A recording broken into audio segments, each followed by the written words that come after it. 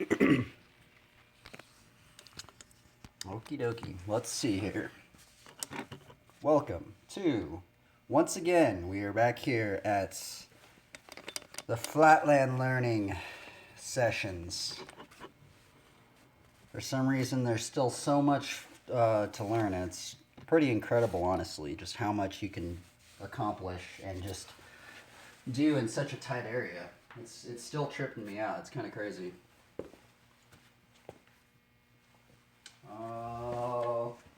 Let's see here. Oh, I guess we're just going to do it on the phone. Okie dokie. Let's see. Let's try and glorify the Lord, huh?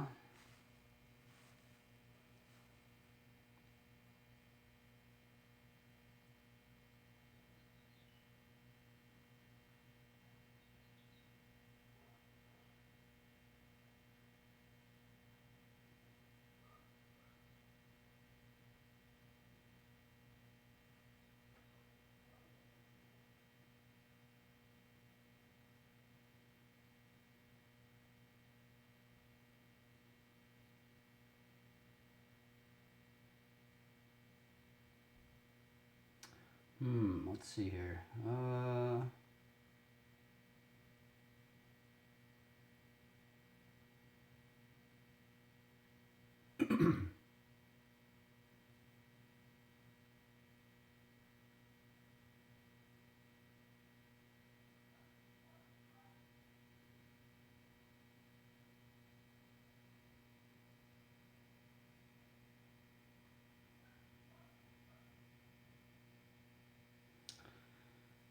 Okay.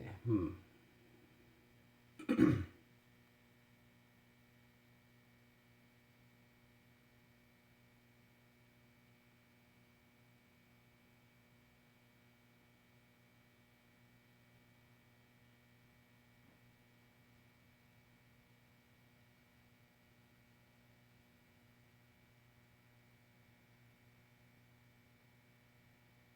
guess maybe I should just read this entire chapter, huh? 1 Peter 4. For as much then as Christ hath suffered for us in the flesh, arm yourselves likewise with the same mind. For he that hath suffered in flesh hath ceased from sin, that he no longer live the rest of his time in the flesh of the lusts of men, but to the will of God.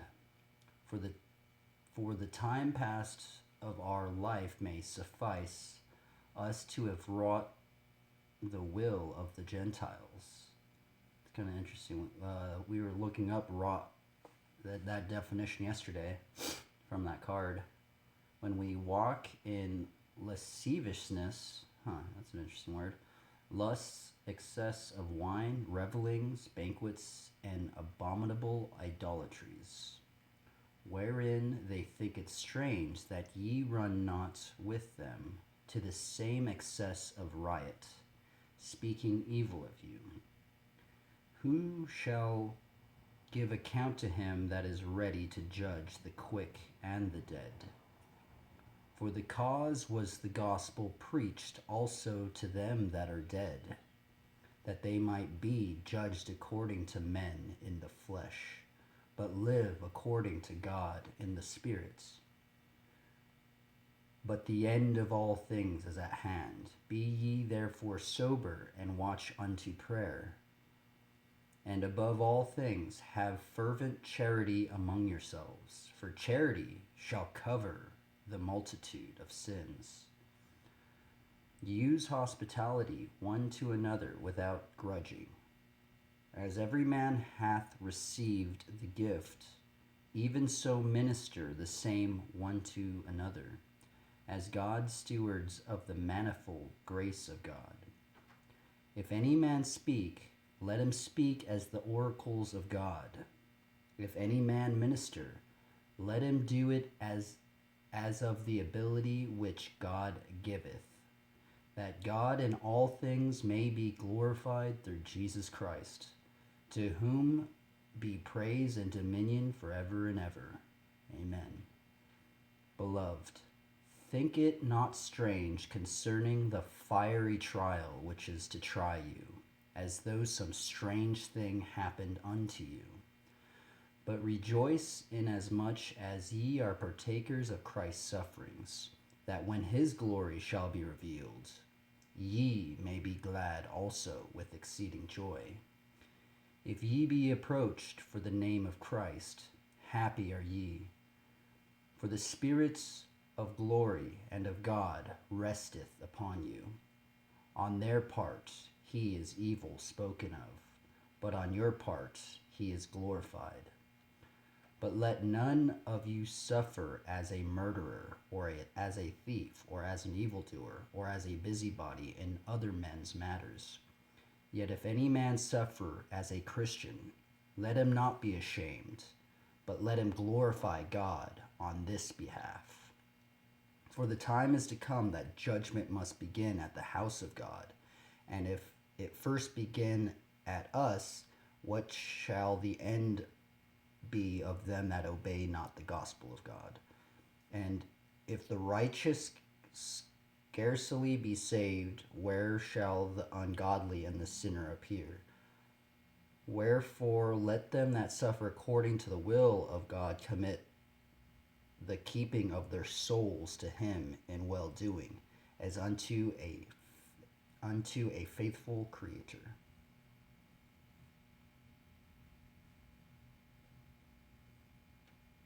Intriguing. So yeah, I kind of brought up that one, because sometimes I feel, okay, so get this.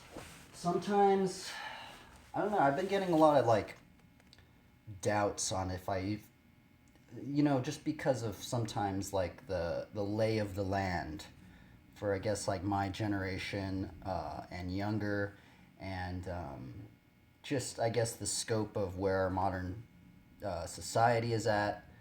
Sometimes I'm like, man, should I, like, I have these doubts, and I'm wondering if, I don't know of any, I don't really hear many sermons on it or anything like that, but sometimes I have some major doubts on, like, whether I should be, like, trying to proclaim the gospel, to even try and glorify God with the way, but then it goes into the thing of, like, because, like, here's the thing, is I feel like if maybe I wasn't proclaiming the gospel and I wasn't trying to glorify God, I honestly think maybe I would be more, like, maybe marketable and be making, I guess, money in some, like, more marketing in a sense of me attaining, more positions of where I can make money. And for some reason I just get these doubts in my mind where I keep thinking that like the gospel is actually, me proclaiming the gospel is actually hurting my, I guess, in some, hurting the work that I'm doing in some degree. So it's been kind of strange. But then, like, here's the other thing, is then I think about that one verse right here.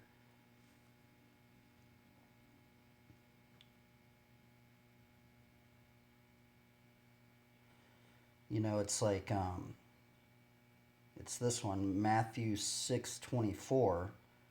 No one can serve two masters. Either you will hate the one and love the other, or you will be devoted to the one and despise the other. You cannot serve both God and money. Now, see, what does that mean? See, it almost feels like, I don't know, I feel like I'm caught in a catch-22 right now. I feel like I can go off and, like, it sounds strange, but I honestly feel like there's opportunities for me, if I were to just not preach the gospel, not proclaim God, not glorify God, that I could probably be making some money in some different avenues, Or I could be, or now it feels like I'm in this crossroads of, like, should I keep doing this, or do I risk it and keep proclaiming the gospel and keep trying to glorify God? It feels so strange, and I don't know, like, I haven't really found a sermon on, like, what I should look up to, like, look into that. I don't know if, like, do other believers struggle with this. Um, have there been pastors that have struggled with this? Like, it's like, imagine you're like a business owner, and like we're told to proclaim the gospel and to glorify God. Well, what happens if you do that and just your business just sinks, and because maybe the scope of modern society, they kind of don't want to hear the gospel, or they don't want God or anything like that, and so people become repulsed by what you're trying to do, and thus maybe your business falter. So, but you know what? I don't know. I will say, maybe I think God does have me in a very peculiar situation in life where I really I mean I don't even know. I feel like this is why some of my prayers haven't been maybe resolved or answered. Maybe because sometimes I think God's even using me as some sort of experiment, some sort of like prototype, or like just testing the waters. Because and I feel like maybe that's what the Lord is doing with a lot of believers' lives. But then also I feel like there's also, maybe, I don't know if it's Satan, the devil, demons that are putting these thoughts in my mind of just doubt, of just being like, man, maybe I shouldn't proclaim the gospel because I could probably make some money and make, like some of this stuff. And then I go back to this verse where it goes, no one can serve two masters. Either you will hate the one and love the other. You will be devoted to the one and despise the other. You cannot serve both God and money. What does that mean? I've looked up some sermons on this verse right here. Now, what some of the sermons say is they go, well, what they say this verse means is, you just can't be rich. You just don't try and, but then the thing is then, what is the determining factor of being rich? Is there like a money gap where you go, oh, well, if you make that much money, you're considered rich? Because there was another sermon I listened to where the pastor goes, well, even if you live in America and you are making minimum wage, are you, like, compared to a third world country, even if you're making minimum wage in America and you go to a third world country, you got transplanted into a third world country while making that sort of money, you would be considered rich compared to those around you. So it's kind of isn't that interesting? I mean, I don't know, man, it trips me out. So it's like, but I don't know, it's kind of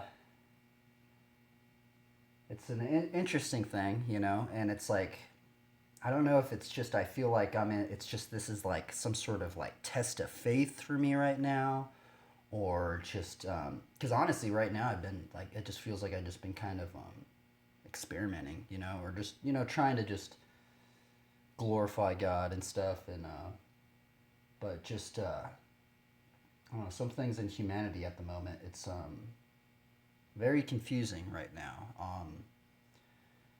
It's an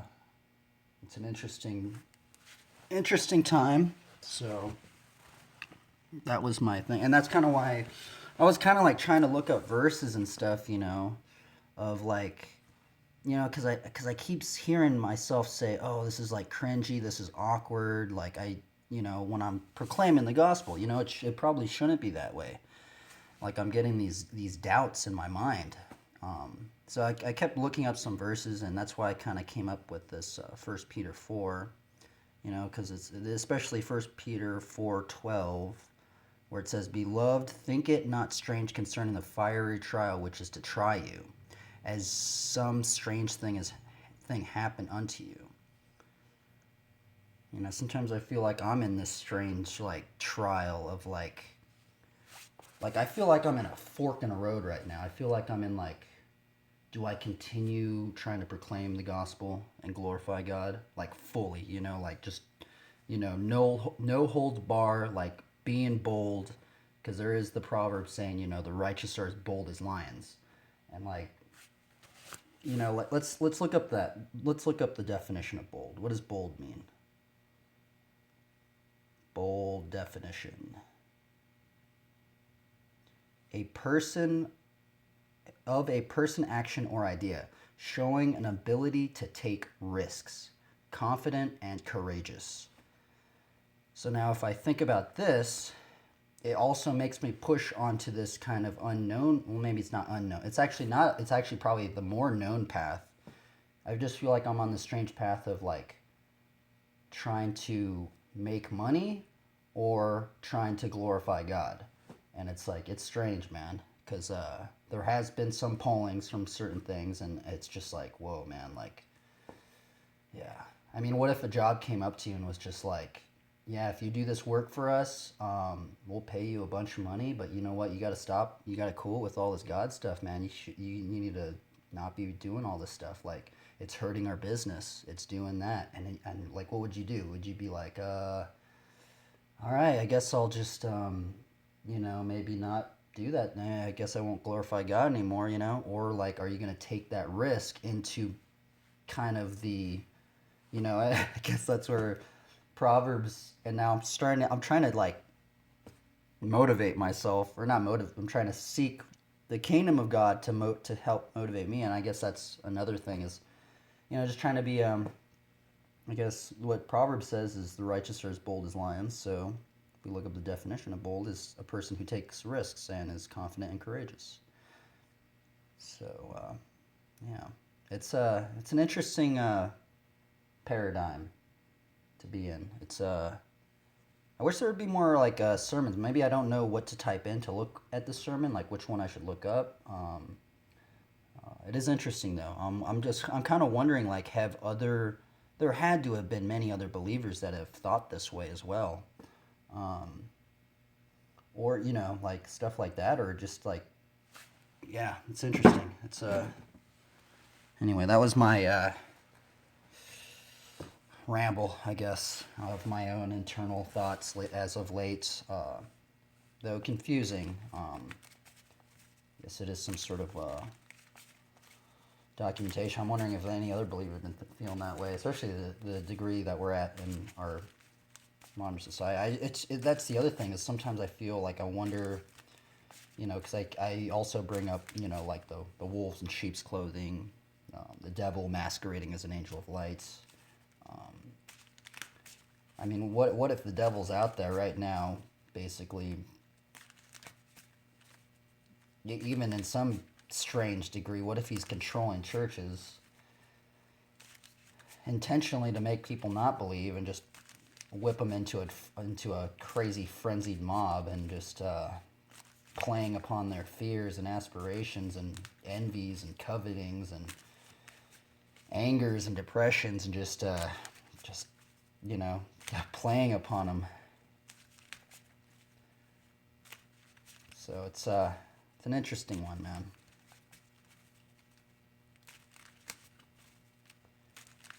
And anyway, we're gonna keep going for it.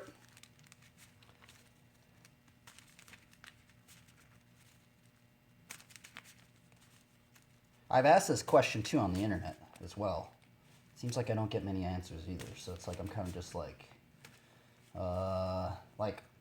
on like Christian forums and stuff, and I still don't get many answers. And it's like I don't know. I don't know, man. I get a couple answers, but a lot of them are just saying, just gotta. I don't know. I guess there's some other verses saying, we are to.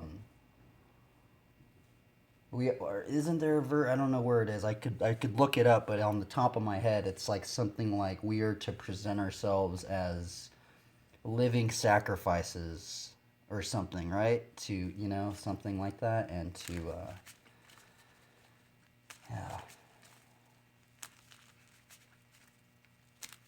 Who knows? Maybe the thing is maybe it's not really. Maybe where the paradigm is I think there's a risk in all this. But what if the path that God is trying to maybe push upon me to go down is the path probably that's more sustainable in the long run? you know, it could be that as well, you know, like it does make me remind me of something about some pastor. I think it's even something in the Bible, something like the word of God is like the well that never runs dry and stuff like that, you know. You know what's interesting about the Bible goes into actually, I think even before I really was a believer, when I was a teenager, actually my buddy that I was talking to about yesterday that we played a bunch of Diablo and he kind of helped guide me in the faith a lot. We would watch Heavy Metal 1981 a lot. That was probably one of our favorite movies growing up. We started watching it really, like probably when we were like 13 or something. But what's funny is if you watch the movie Heavy Metal 1981, I like how that it was weird because I got so into that movie. I literally have a tattoo. It's kind of weird. I have a tattoo from that movie.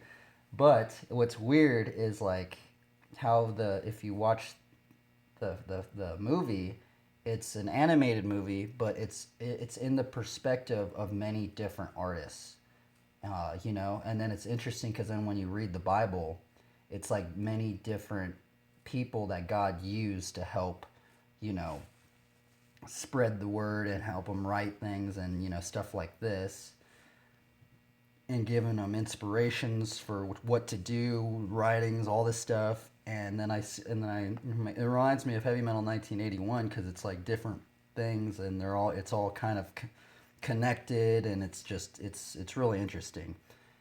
And then then it goes into making me think right now of like seeking first the kingdom of God. Like say the switch foot stick beat no hander that I always say that I do because of the other two believers. Well, the only reason I learned that trick, I wanted to learn that trick, was because of those two like people that were proclaiming God. Even if it was subtly, they were out of all the sea of like BMX videos and stuff. It's just very odd that those two, and you know, there's something about God in both of those videos, and more other ones as well. But it's just so like coincidentally strange to me that happened, and so that's, you know, it's just strange. I don't know. So I'm wondering, that's kind of what and then even like trying to seek first the kingdom of God in anything, you know, I think that is maybe something to be had. Like even these cards that I have, you know, I've picked these cards specifically because they remind me of passages, scriptures, you know, something to do with, you know, God in any way, degree, form, or fashion. I mean, is that seeking first the kingdom of God? Because I think that ends up leading you into all these different things because, you know, just because I learned that trick right there, it led me into learning all these other different tricks. And then that's leading me into all these other things. And then these art styles right in here have led me into all these different things just because I started seeking after things that were somewhat godly in some degree, even promoting it even subtly or obscurely. And it's interesting that it just starts like, you start getting in on these paths that are just like, whoa, I never would have even found any of this stuff, even looked or peered into any of this stuff if it wasn't for seeking first the kingdom of God. So it's kind of interesting, you know? So I don't know. I really don't even know what I'm talking about. I'm just trying to like, I don't know. Hopefully I make some sort of sense. I don't know. It's weird. It's not like what's strange about what I'm doing right now is I don't know. It's like, I don't really like pre-plan everything. I don't like write things down that I'm going to like say. It's kind of like some strange, well, I have written down a lot of things and I've asked a lot of questions on the internet as well. So it's like, I guess I have written a lot of things down, but sometimes it almost feels like some, like improv thing, you know, going down. Okay, let's see here. And I need to turn the brightness down on this phone. Okay, first card. Calming Verse. Man, that art's cool. Kind of reminds me of like the pre-Raphaelite Brotherhood artwork.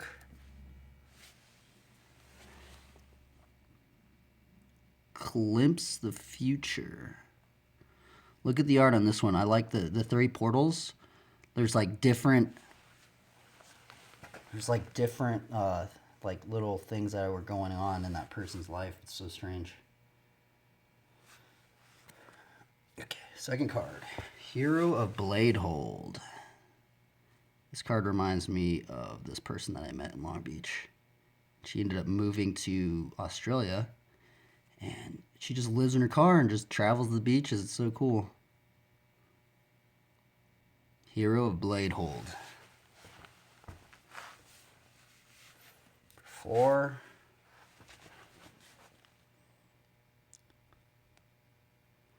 Reliquary Tower. 5. Angelic Destiny.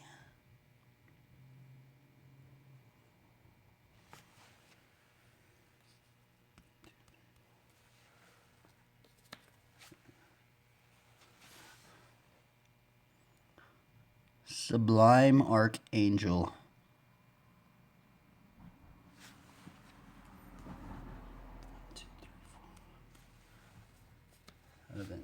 Oh wow, a lot of angels. I haven't drawn this angel in a really long time. Sephira Sky's Blade. Dude, I really, really like the art in this one. Actually, I think I got this one in Long Beach. Just for the art on it. It's just so gnarly. 4 swords. Let's see here. 1, 2. Okay, last card. What is it going to be? Wow.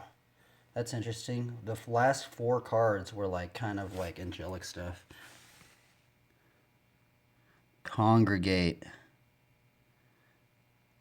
Oh, you know what? There's that other verse that... Okay, so you know what's interesting is that... Okay, just... That's so strange, actually, though. Look at that.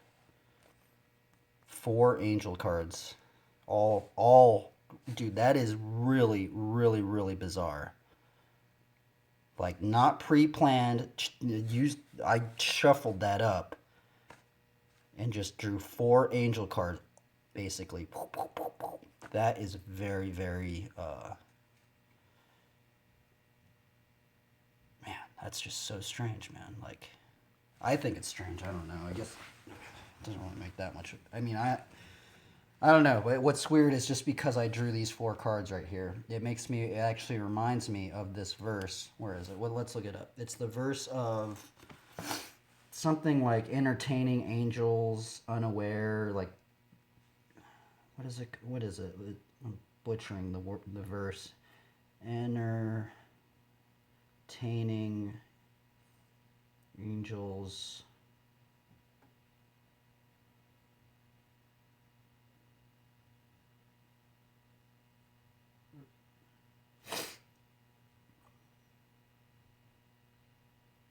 be not forgetful to entertain strangers, for thereby some have entertained angels unaware.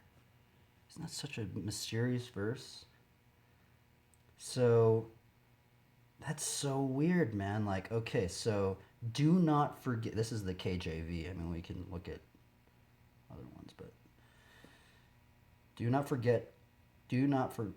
Be not forgetful to entertain strangers, for thereby some have entertained angels unaware. So, are we called to entertain strangers?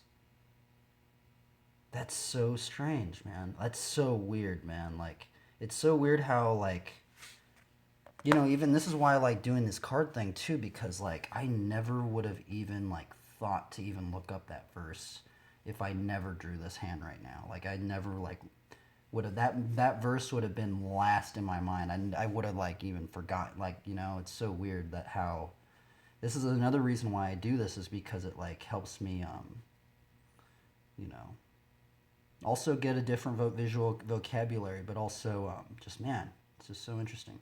So I'm wondering if, like, are we as believers called to entertain strangers? I mean, I guess when I read this verse, it reminds me of that.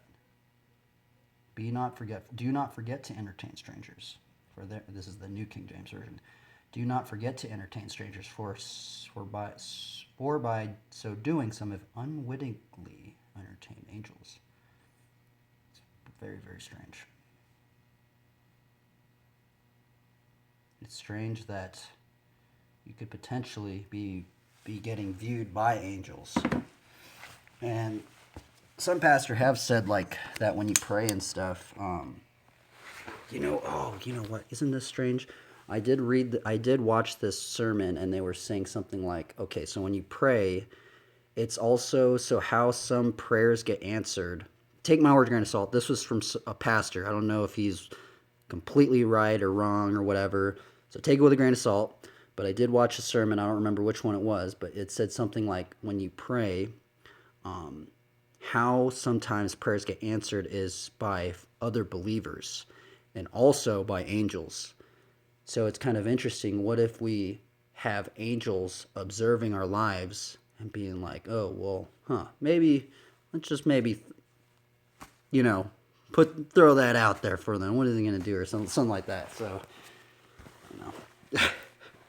See, isn't it so strange? I don't know, man. It's just, who knows, man? Who knows? Oh, well. Hopefully I'm glorifying the Lord in any degree, so. At least we're trying, huh? Anyway, I guess we'll get into writing. So, okay, so we're going to get back into writing. We're going to check our PSI. I've learned that from many Flatlanders. That's one thing I always noticed. And also at Woodward. People at Woodward do it too. Major park riders do it. Like the park riders that go like, I bet Logan Martin, like if you were to see Logan Martin, I bet he checks his PSI every single time, I bet. I'm just having a feeling. I don't know though. I haven't seen him do that. But I'm pretty sure just because like he wants that, like those gnarly park riders, you want that same variable and you want that same air pressure. Because if your air pressure goes down even 5%, it changes different variables about how you do things, even if it's just slightly.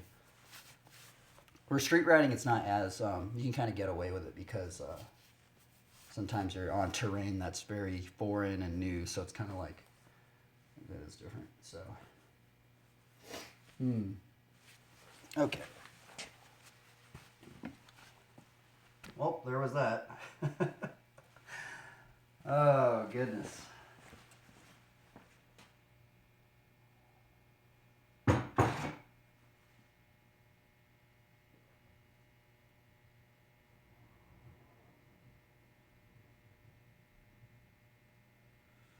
Okay.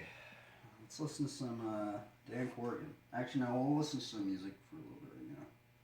You know what's actually interesting about Dan Corrigan is I watched a video, and I guess he used to work at a church. I find that very interesting, too. He worked at a church, too, and what's also strange is he lived in his van near to 4 years, and I almost lived in my car for almost 4 years in Long Beach, in the same place that he did. It's so weird. So, I don't know. Weird, I don't know. Sometimes I just see some strange coincidences, man.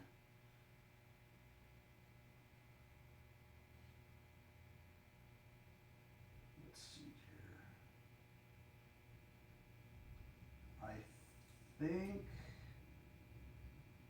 I think this reggae list was pretty okay. I don't think it was on copyright strike.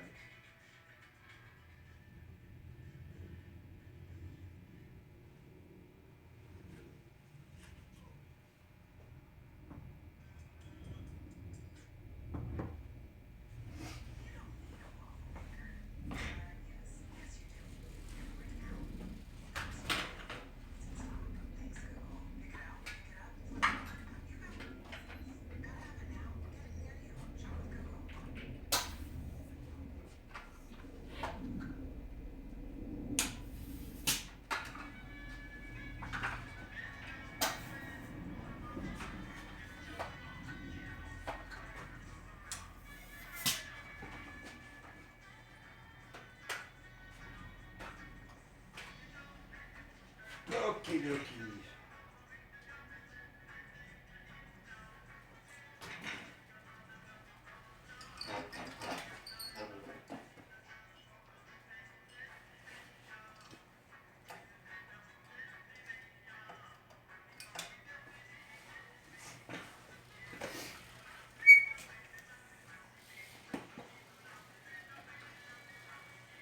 for C double.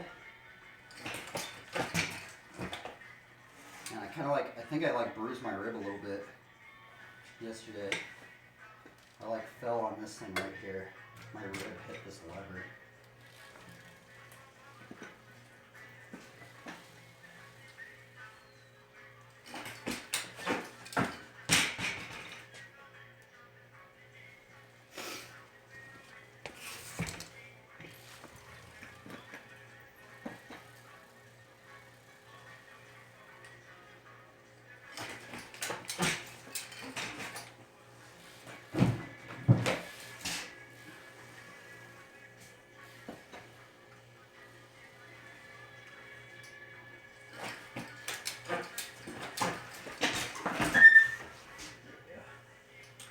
Try.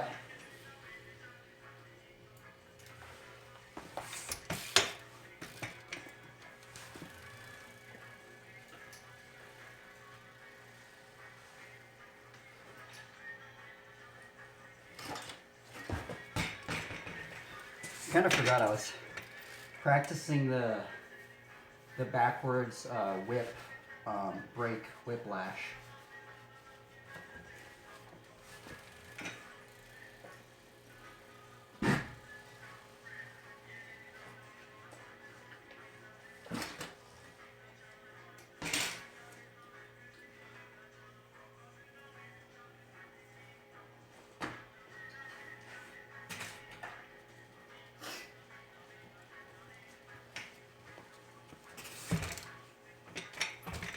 So if you're doing the backwards whiplash, so actually when I first learned, I guess if anybody's watching this, I don't know if anybody, I don't even really care if people are watching this or not at this point, but if you are learning I guess I do care a little bit.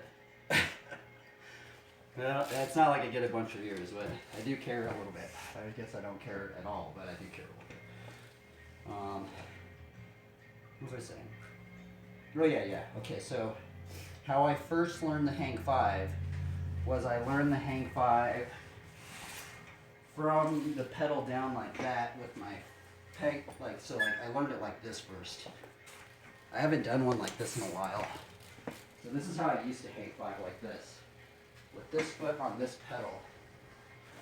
Oh, it's weird, I haven't really been trying that. So, but I honestly think if I were to go back in time, I would have learned it on the peg first. So now instead of having this foot right here on this pedal, what I saw is a lot of flatlanders, what they do is instead of having it on the pedal, they have it on the back peg. So they learn it like this, you know.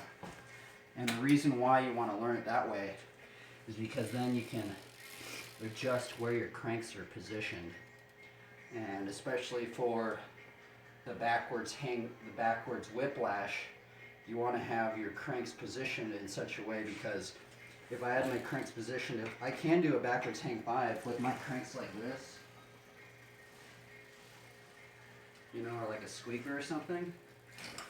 But the problem is that when you do a whiplash and you land it, you have to land with your foot right here. And because it's like a smaller platform, because if it was like this, you have this entire area, you know, you can land with your foot not even on the pedal, you can land like right here, like right there.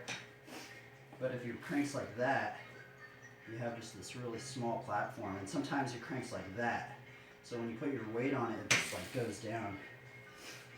So if I were to go back in time and relearn hang 5s, I would learn it with my foot on the peg like all the flatlanders do, or most flatlanders anyway. And I always wondered, like, why are they doing, like, I always wondered, like, why are all these flatlanders hang 5ing on the peg with the back peg? You also can just hop into it, which I kind of haven't really been practicing.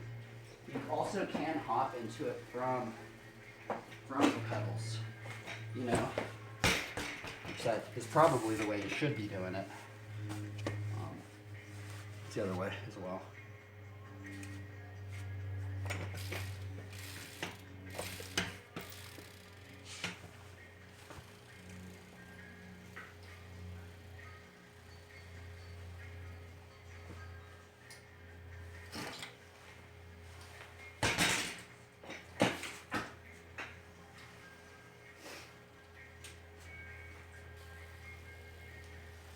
still haven't done, I've only done 2 brake whiplashes so far. 2 brake fakey whiplashes. It's like hard. I can't even imagine, if I can't even do it with the brake, like imagine how hard it is doing it rolling. You know, well that's kind of like another dream trick I want to learn. I'm gonna go hang 5, or actually whiplash. Whiplash, hang 5 without the back end touching, to hang 5, to 1 squeaker, to backwards hang 5, to backwards whiplash. That would be cool. That it could be done in here. That's actually a line that could be accomplished in here, and that is so far away I can't even imagine doing it. Let's give it a go.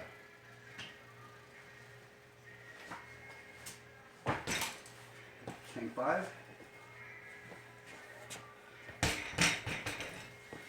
That ain't going down. I've already given up because I know I ain't gonna learn it for a very long time.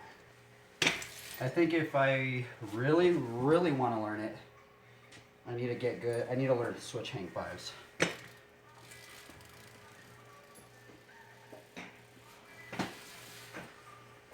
Actually, maybe that's what I should practice into. Just switch hang 5s in here. That's like straight learning it all over again. Oh man, that's brutal. That's brutal right there. Shout outs to anybody that does multiple whiplashes. You guys have put in a lot of work and time. The multiple whiplashes, they make it look like it's easy. Because actually that's what I want. That was one of the first flatland tricks I wanted to learn. Was multiple whiplashes. I'm like, oh, they freaking do it so easy. I'm probably going to learn it in like a couple months. Dude, it's already been like 2 years. I've given up trying to learn it. Maybe I'm just not good at them, but I haven't even gotten a whiplash into a hang 5 yet. Not even one. It's gnarly.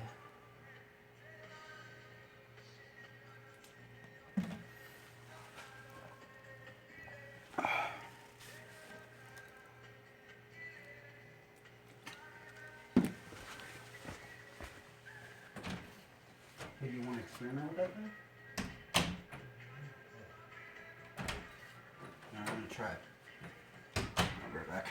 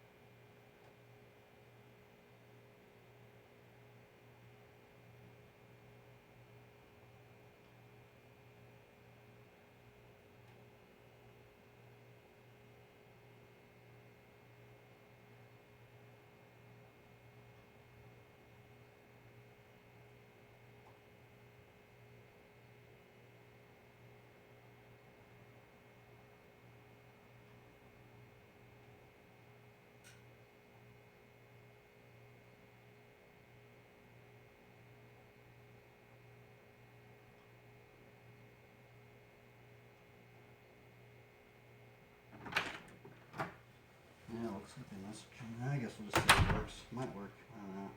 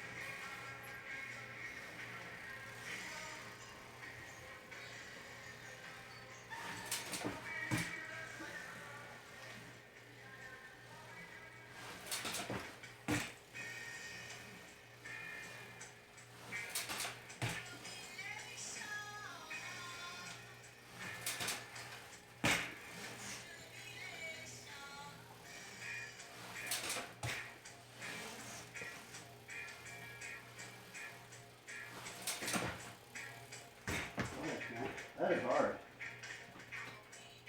As soon as I cannot get it.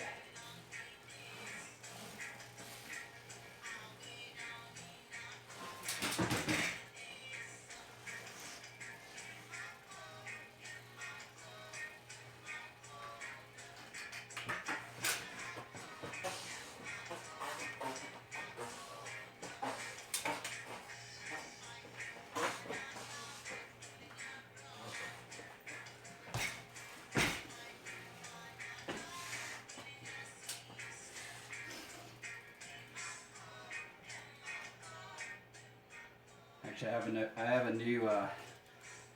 new line to mess around with. So it's a gerator, and it's the half bar gerator to half bar gerator to briefcase. So it's kind of like a double bar smith kind of thing. I haven't done this one yet.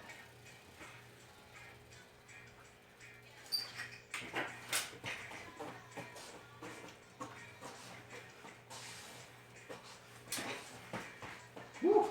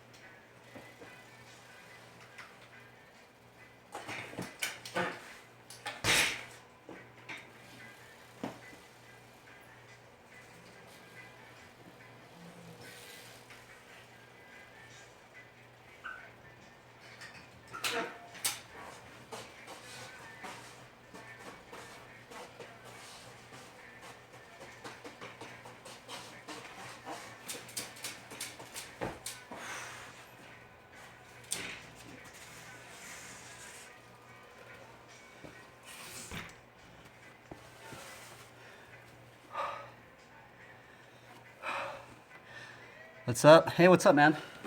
How goes it, dude? You guys doing okay? You guys shredding the gnar? Shredding the waves?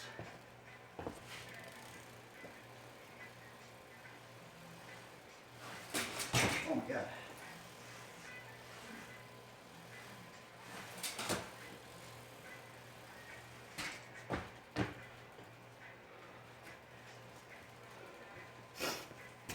Shredding the waves of life.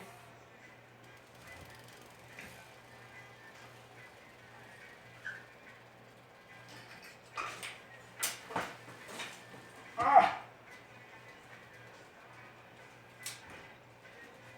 need some new grips here pretty soon. These things are like so slick, man. I freaking bruised my road yesterday because of them.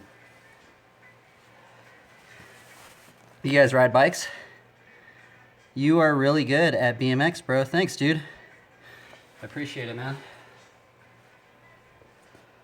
I do appreciate the kind words, man. So if you're just tuning in, I do a BMX flatland stream. One of the powers of flatland is that you can learn it and do it in very tight areas. So if you can't tell already, this is a 15 by 15 square foot area, and there's so much you can learn. Like it's ridiculous. Like I've literally probably put in thousands of hours right now. Maybe not in the garage right now, but maybe not 1,000. I might be hitting maybe close to like 500 hours in this garage, and I still have so much to learn. It's crazy. So yeah, right now riding a Colt. Thanks to Colt Crew, Rob Morales, they hooked it up with this frame. So hooked it up with a couple frames already. So shout outs to them. If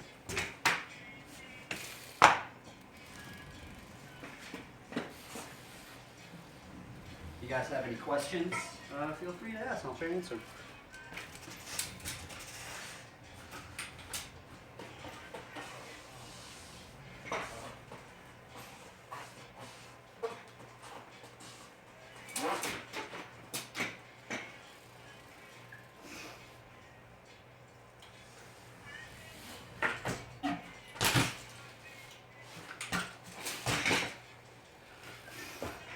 Boom. So I have to go behind my phone to review the chat.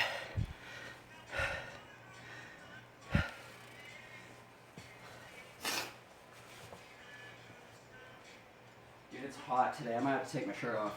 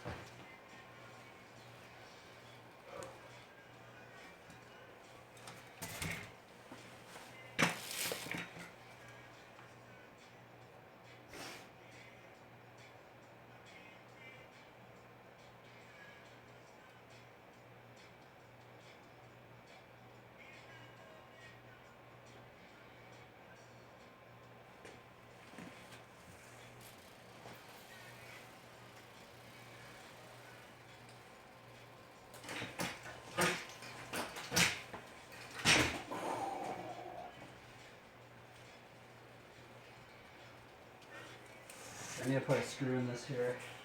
Quick.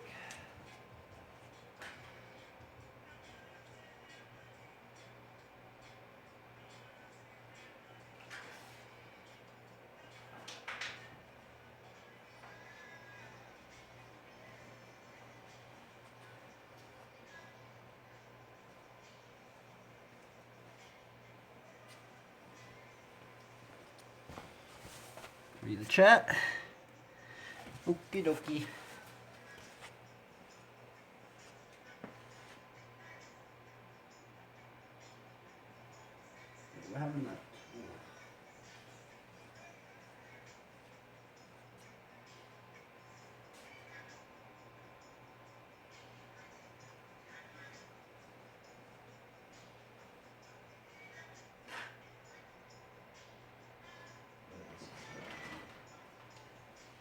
I'm just screwing this thing in, Dad.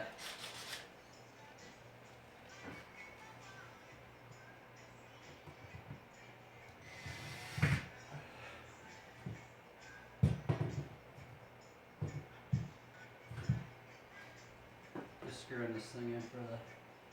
Okay, let's see. I wonder if I have a rim. Seems really not working very good.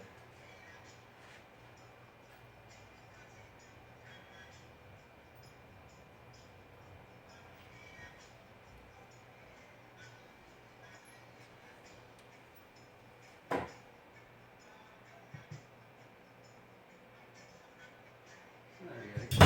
Oh my god. Sorry. Trying to get this wheel to sit on here. There we go. There, it works.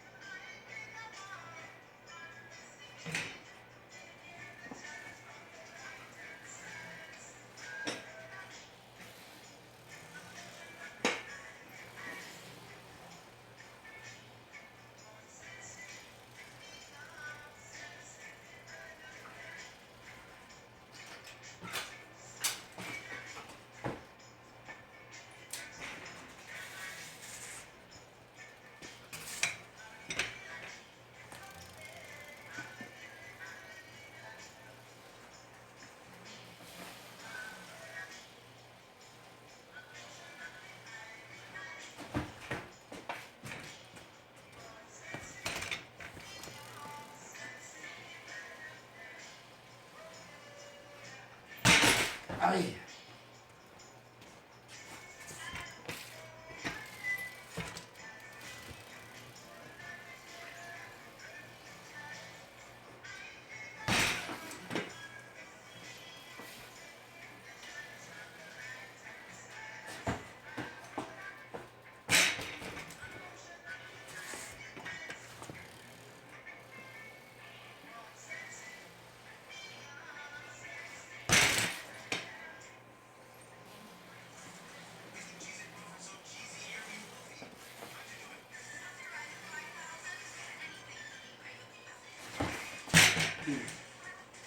I lost my hang fives. Can't believe it.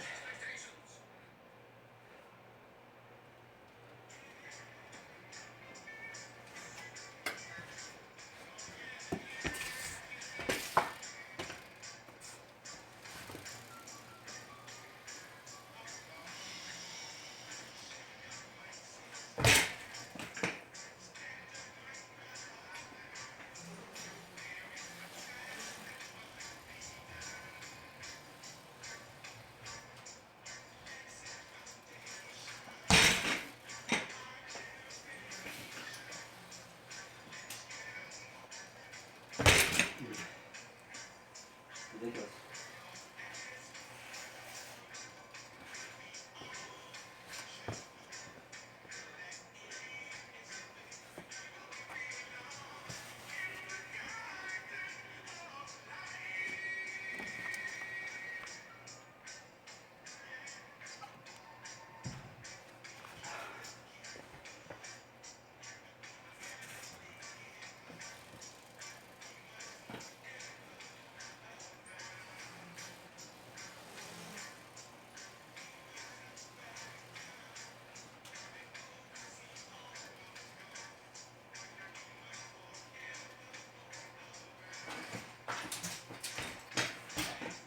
There we go. I think it's because I have my fingers on the lever. It's kind of messing me up.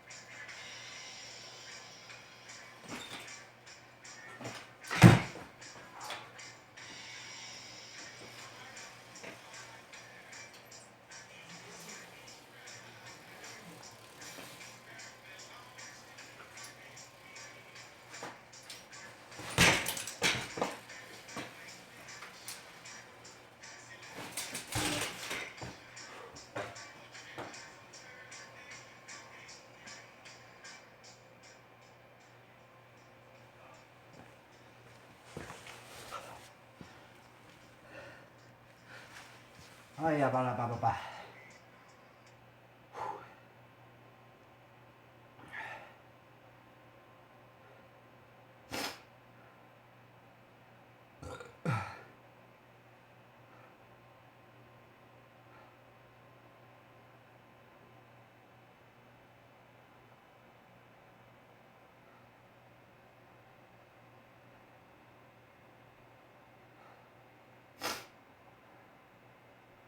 Line dance, sweet.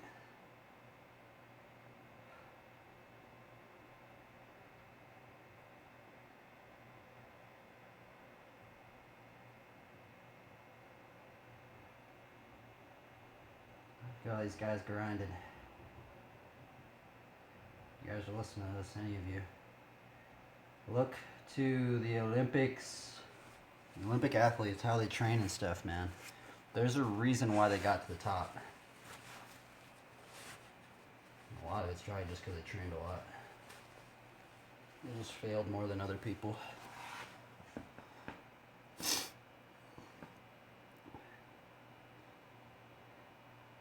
Do do do do do do do do do do do do do.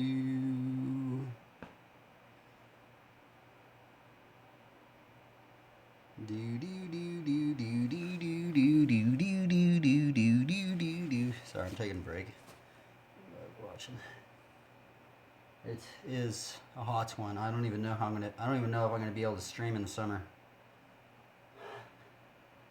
It's not even summertime, man. It ain't even the summertime and it's already hot. Alright. Actually, I don't know when summer really starts. I don't know. Maybe it is summer. I don't remember when it starts.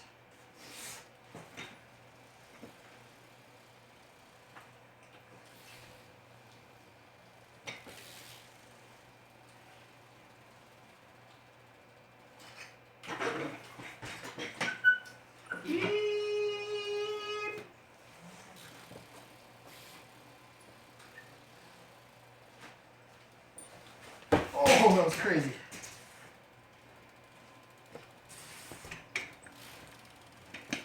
Double fired.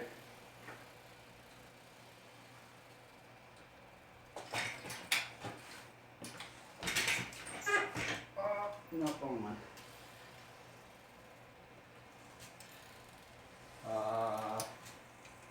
Generator to half bar briefcase.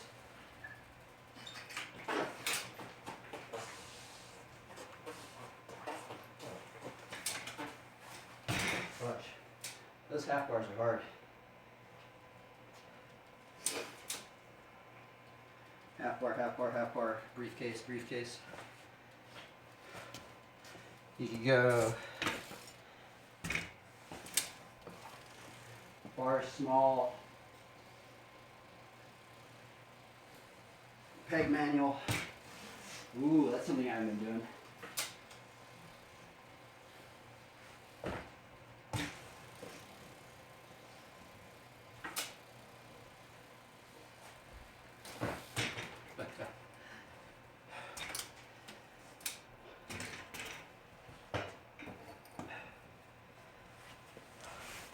Why must it be so hot? If you guys are out there, keep grinding. Remember, you can learn these BMX tricks in very tight areas. You can learn them in tight quarters. I'm actually surprised these vans haven't been getting destroyed. You know why I think my vans keep getting destroyed? Because generally when I get shoes, I get them at the skate park from other people, like hand-me-downs, and I think the shoes are already old to begin with, and you know when your shoes get old and the rubber gets all like solidified, I think when the rubber gets solidified to a point, it breaks the seam that it's glued upon easier than usual.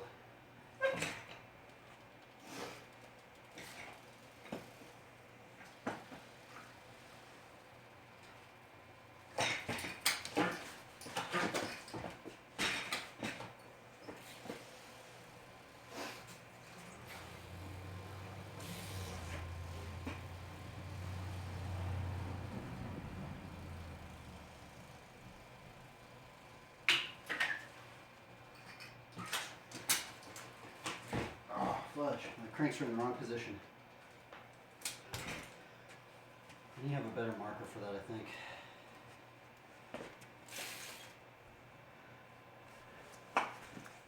Put a little marker right there. You can see that more.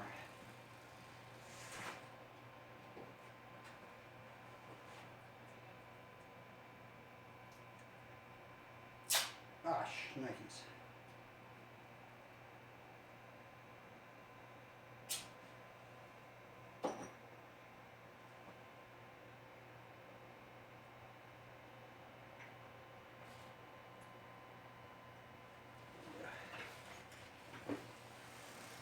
Ooh, I haven't been trying fire hydrant for the pegs.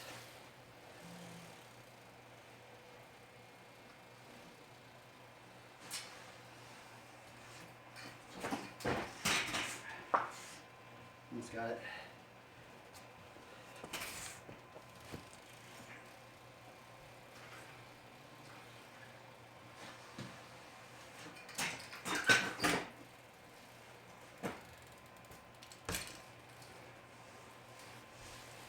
Ooh.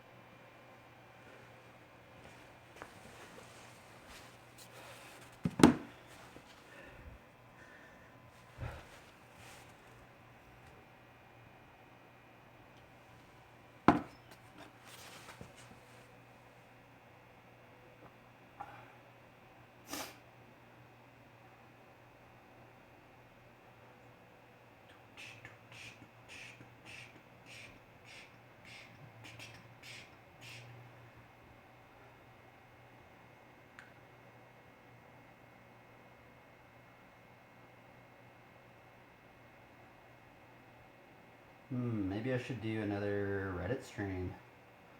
Might as well, huh?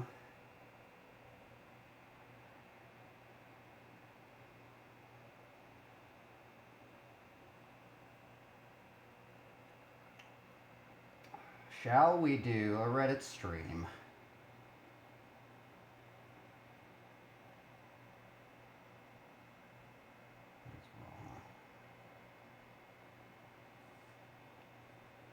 Might as well, even though it's probably going to be the same thing over and over.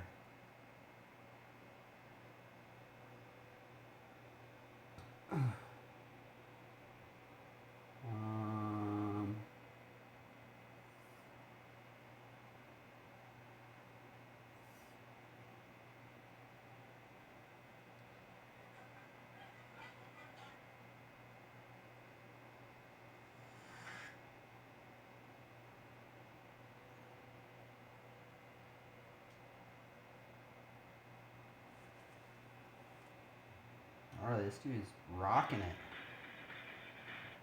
He does two, why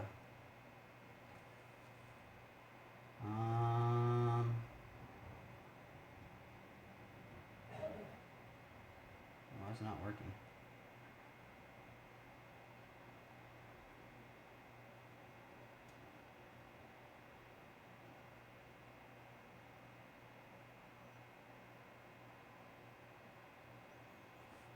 Actually, I just want to see.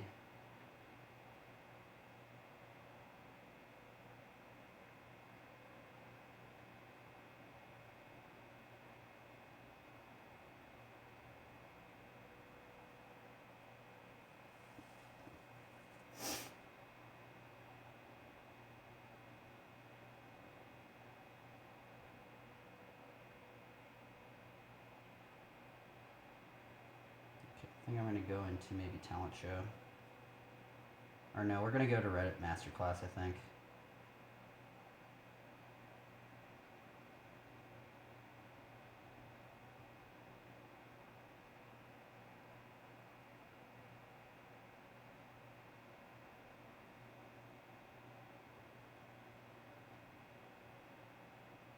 I guess it's time to do a Reddit Masterclass stream.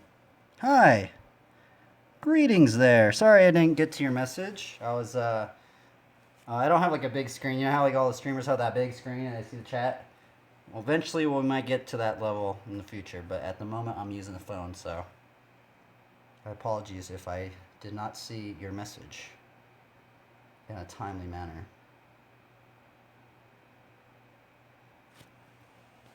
Are you doing okay? You probably left, huh? Oh, goodness. I need to think about, like, some maneuvers I'm about to do here.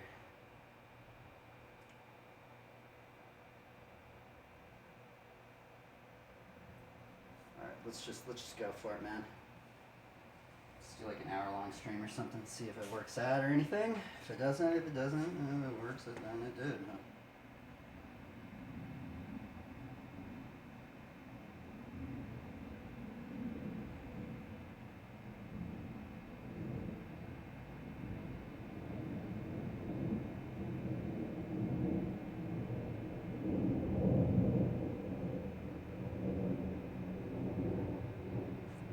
BMX, you can learn anywhere. Flatland. Shepard Sling. Better stream on Twitch at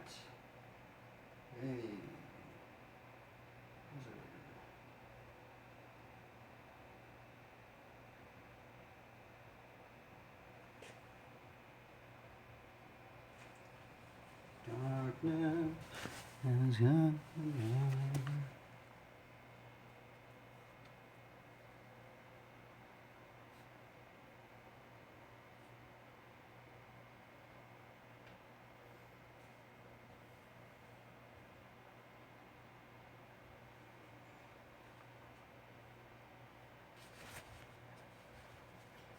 Okay, well, we about to do this.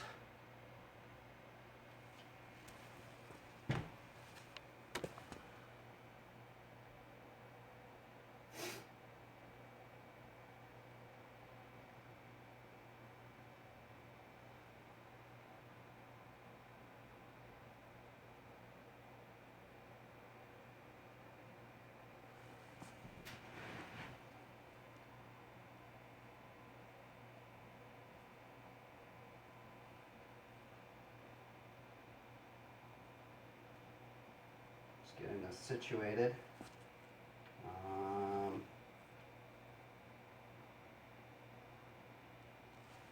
Okay, I think that is going to work.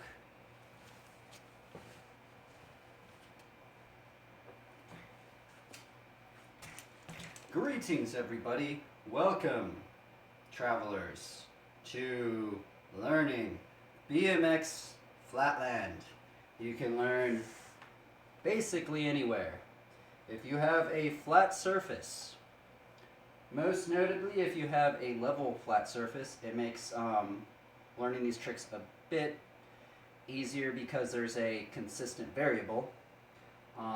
Right now we are riding in a 15 by 15 square foot area. I have seen flatlanders ride in smaller areas. I've even seen flatlanders ride in 8 by 8 squares. So yeah, we're gonna, I guess, just warm up, just kind of goof around a little bit, mess around, maybe, I know I might land something serious, but probably not. We're just gonna have some fun.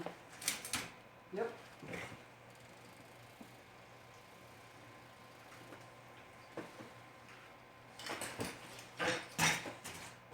And that one is called a fire hydrant. See if I can get double.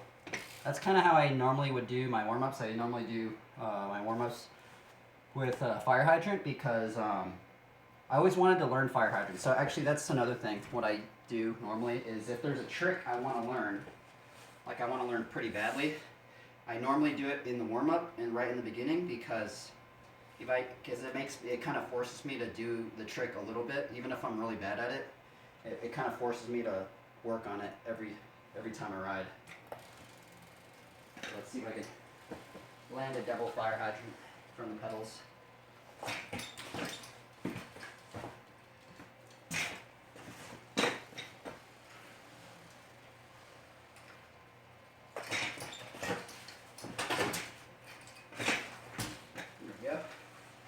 that third try.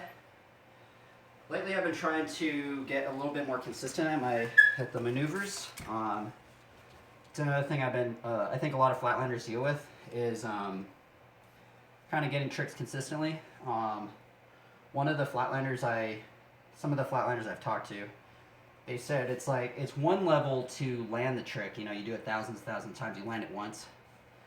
It's another level to do a trick consistently over and over and over again.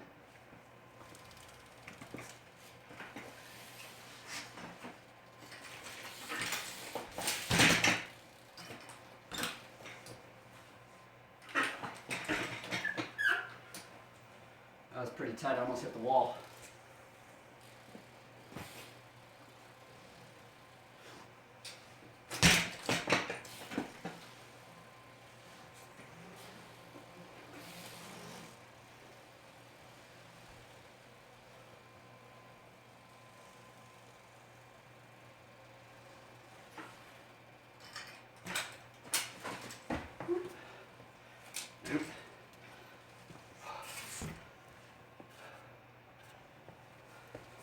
So to rebait on this one,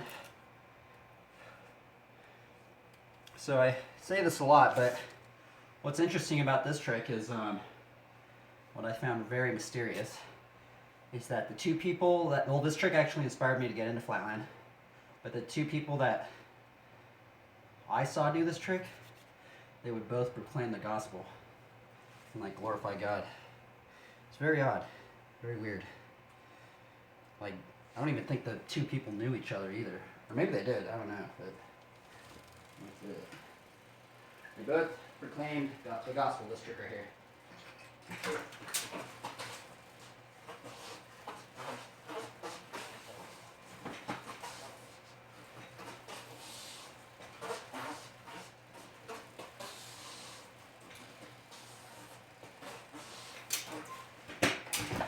Oh, so close.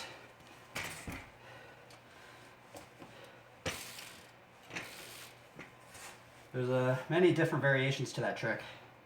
Right now I'm doing the break variation. Let's see here. We got a, I'm surprised nobody asked backflip yet.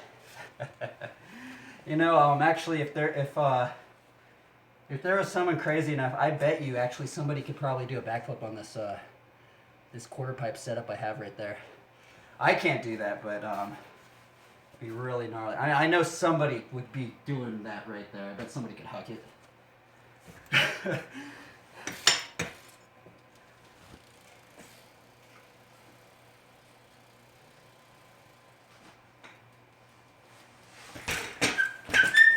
Whoop! Almost ran into the wall.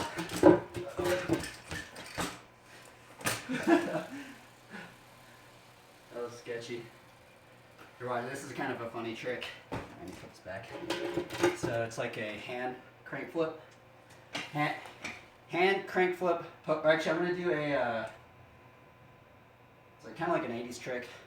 But also, I don't know if you guys know Rodney Mullen, like the freestyle skateboarder. I like watched an old video of him, and he would do like these, I don't know what I call it. I can do them on a bike though, but I don't know what it's called though.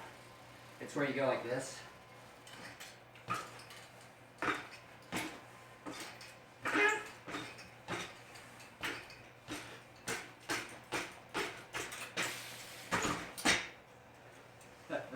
Those are fun.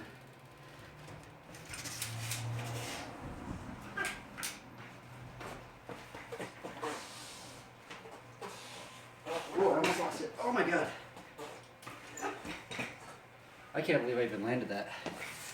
I almost literally looped out right there. So another thing I have to do, I have to make sure I pace myself.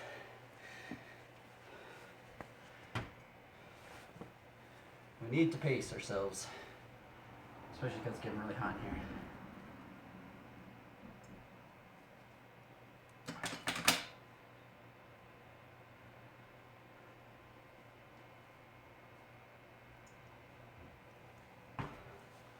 So, if you guys are interested in flatland, this was the first trick that I learned It is called a track stand. And when I got my first flatland setup, this is actually not a flatland setup. This is, well, it's set up for flatland right now, but it's actually a street setup. I don't have 0 degree offset forks. I've actually never tried 0 degree offset forks. So the 0 degree offset forks right here, I don't know if you can see that, but see how there's like this gap where the peg's kind of up, right up in here? Well, 0 degree offset forks, they sit right in the middle right there. I have yet to ride a bike with 0 degree. Oh, maybe I've ridden one bike with 0 degree offset forks, but other than that, I don't really know what it feels like. I just know that a lot of flatlanders run the 0 degree offset forks. I think it does something to your balance point for front wheel tricks. I am running a flatland peg, and normally flatland pegs have grip on them because sometimes you want the grips because sometimes you have to pivot your foot and you need that grip to kind of like arc certain tricks. If you don't have if you don't have like a actual flatland peg, what you can do is get like skateboard grip tape and put it on your peg. I have done it on this peg right here. This is actually a plastic peg. I do suggest if you do put grip tape on your peg, make sure that you put it on a large surface area, because if you just cut a little strip and then put it on your peg, when you go ride out in the sun, the heat with the plastic and the grip tape, it like melts away the sticky stuff. So I suggest like maybe having like a little gap right here so where you can still grind, but also like basically have the rest have it with grip tape.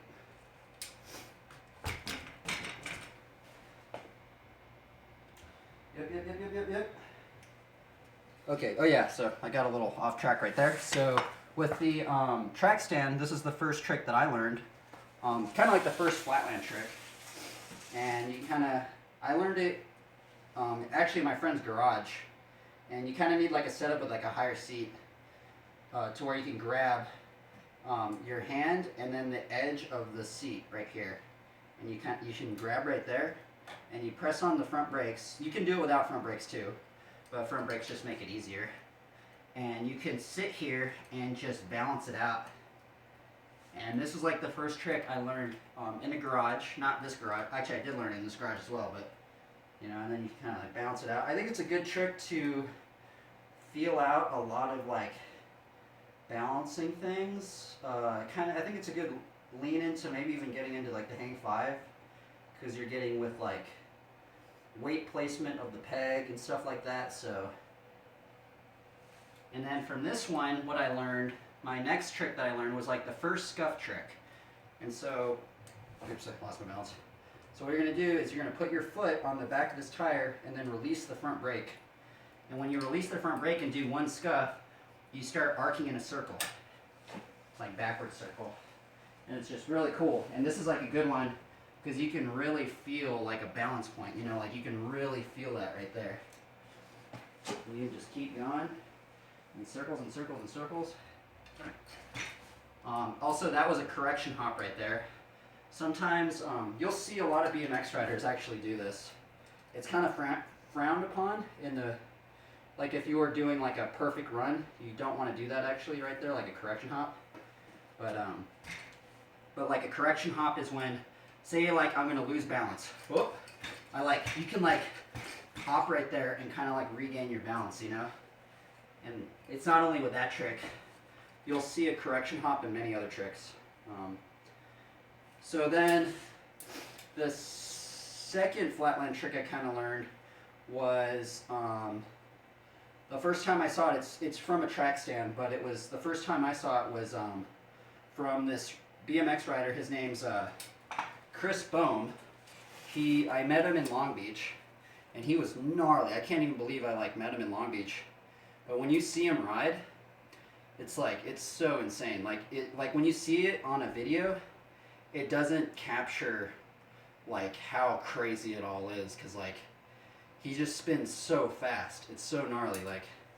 So shout outs to Chris Bohm. He recently, I think, placed second in a Red Bull competition, and he's been kind of helping me out with a lot of tricks. He's from Germany, and he's been kind of guiding me. He's helped guide me through a lot of tricks and how to learn a lot of tricks. And so shout outs to him, because this one was inspired by him. This is the first one that I saw him do, and he does it brakeless. So what you do is you're going to take this foot right here, and you're going to put it on the edge of this front tire right here. You're going to hold that, and you're going to bring your leg over on this bar right here, right there. Sorry, I'm like trying to explain it while I'm doing it. It's a little hard. So then you do that, and then you kind of you have to there's this little locking position you can get in. And you lock it in, and you can take your hands off. With a correction up. So that was like the second flatland trick I learned. So there's a lot of tricks you can learn within the track stand. The first real scuffing trick that I learned was from the track stand, and it's called, I guess it would be a candy bar scuff track stand. So you get into a track stand, and also you can ride into it. You can walk into this one. And what you do is you're going to put your front foot, this foot right here, this leg, you're going to push it over through the bar right here. And when you do that, you're going to release the brake right here, and you're going to start scuffing the tire while holding on right there. And then the weird part is, it feels kind of scary, but then you take off your front brake hand. The reason why it feels a little scary is because you know how you're so used to holding the front brake while learning this trick. It gets a little weird because you have to transition your brake from using your hand into using this leg, which I'll try and demonstrate right here. So then you take off your front brake, and you can literally sit here and balance. And then this was the first scuff trick that I learned. And I think this is a lot of people's first scuff tricks that they learn. I put my foot down, but I think that's a good intro into how to learn how to scuff. That was the very first scuff trick that I learned. I do get a lot of questions with the scuff tricks. The second scuff trick that I learned was the gyrator. There's a how-to on if you look up on YouTube, how to gyrator or lard yard. The video that I took the most from is the one with Matthias Dandua. He was recently in X Games. He rides for Haro, and also Alex Jumlin's in it. And he recently got second in the X Games, silver. And basically that video was the one that kind of taught me how to gyrator. So this one, there's a lot of scuff tricks that you can walk into. So that's with a lot of flatland. A lot of flatland with a lot of flatland, it almost feels like you're learning like 3 tricks. You're almost learning the ride in, the balance point, how to scuff, and then also how to land it. And then the thing is with those 3 kind of tricks that you learn, or one trick, there's many different variations. And within these variations, you can put different tricks in and link them together. So this is how, if you guys want to learn how to scuff, this is the second scuff trick I ever learned. So you just walk in, and you can just literally it took a while, but it's a little foreign to get good at, but once you learn it, it's really, really fun. You can literally just go forever. So the other thing is, I have a lot of people ask me why I'm not running a free coaster. Well, actually, my buddy Ryan Russell, he's an amazing flatlander, rides for S&M. He gave me his old free coaster, and I tried to run it, but I basically ridden a cassette my whole entire life, and I never really realized it, but I actually use pedal pressure a lot to land tricks. And when I put on the free coaster, I stopped. I don't know, I couldn't land anything. It was really weird. So, yep. Yep. see, let me look at this chat. Okay. What was I talking about? Oh yeah, we're talking about the gerator. It's kind of interesting. I don't know the lore with some of these names. I don't really even know what a gerator is. Yeah, there's that one. I guess if you're a parent out there, maybe get your kids into flatland, because the thing is, it takes a lot of time, and it might leave you up with some free time to do stuff. Because flatland does take a lot of patience and a lot of time, and you know, I guess you have kids, you go ride your bike outside or something, or in a garage. I'm not even doing it outside, I'm doing it in the garage. So there is that. So I'm kind of doing like the brake stuff. There was a flatlander that I talked to. I guess I didn't talk, I read up. He said that it was best for me to learn with brakes first. So that's, I've always rode with brakes. Because the weird thing is that I used to race when I was younger. So, and they wouldn't allow you on the racetrack if you're brakeless. So ever since then, I'm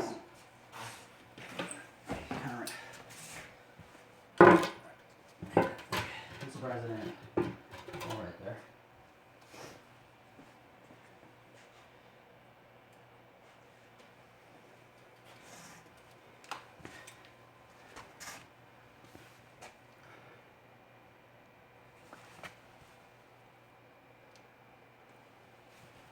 Okay, so now we're just going to go into just diddle-dallying around. No, maybe let's land a Undertaker. This is another trick. When I first saw it, I really, really wanted to learn it, and it took a lot of time, a lot of finagling, but we finally landed it. It normally takes me like 30 tries to land. Yesterday I landed it first try. It's kind of crazy. We'll give it like 3 of them a go, maybe.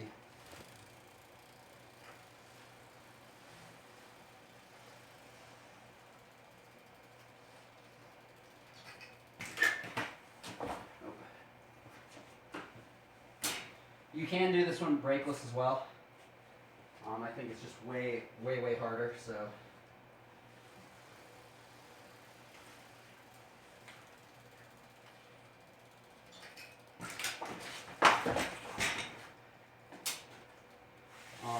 This trick reminds me of rock climbing, specifically bouldering.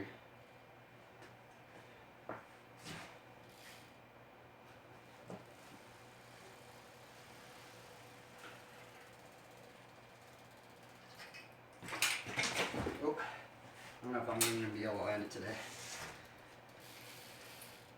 It's also easier if you're using a flat setup because generally the frame's shorter.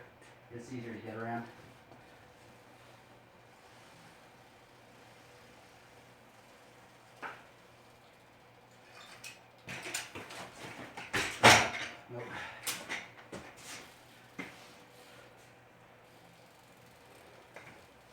Yeah, one can get a little tricky to learn.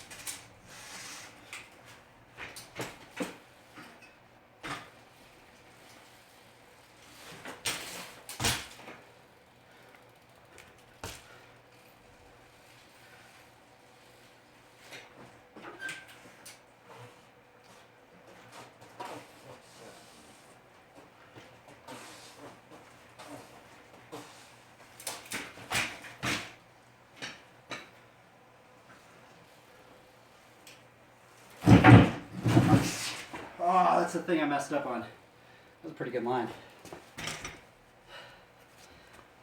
Sketchy line, but I do a lot of correction hops if you can't tell. Hopefully I get away from that, but...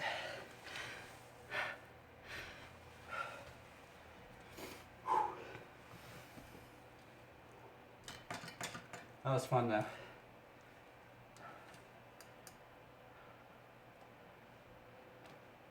So yesterday I did a stream, and well, actually normally when I do the Reddit streams, for some reason I just use up all my energy.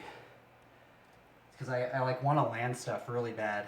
On my Twitch stream, it's a little bit more real. Like I'm like sitting back, chilling out, you know, just messing around. When I'm on the Reddit stream, I feel like I have to land things. So I'm like, oh man, like, especially on the masterclass one, because it's like, you know.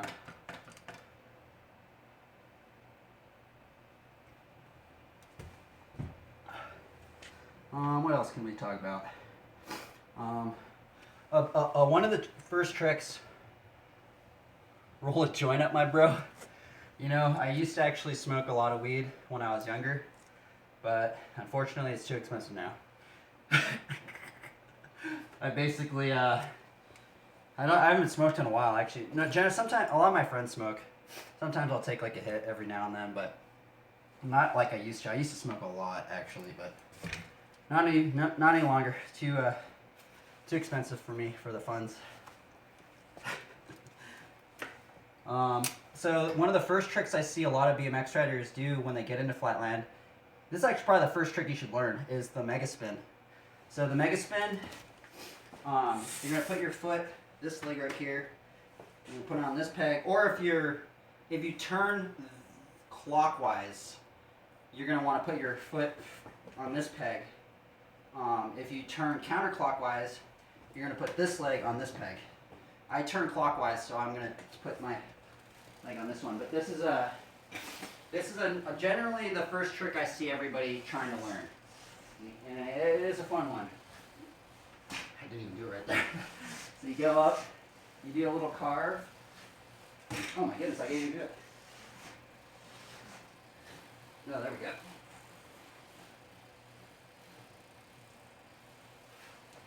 Into, not the boomerang, but that's so the mega spin's a good one because if you learn the mega spin, that I can't do them, but there is a time machine. So with the mega spin, I can't do the time machine, so I'm not going to show it, but I do know how to get into it. I just can't get into it. I haven't really practiced it that much. But you do the mega spin. So you're going to want to do the mega spin, and then with this hand right here, you put it on this grip. You're going to have to look it up. I think it's either underhand or forward hand. I think it's underhand. You put your hand underhand. With this hand, you're going to grip this peg right here, and then you're going to transition like this, and then you're going to put your leg through this little hole right here. And then you can go in and then you balance this leg out. And what it does is that it sharpens the circle up. So you're basically doing like a whirlwind, like in it. Fortunately, I should probably learn it, but for some reason I'm really bad at gliding tricks.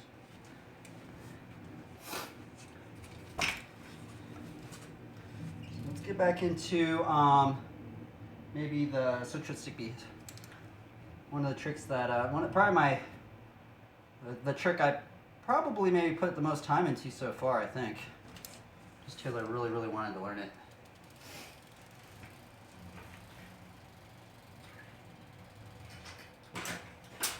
Ooh.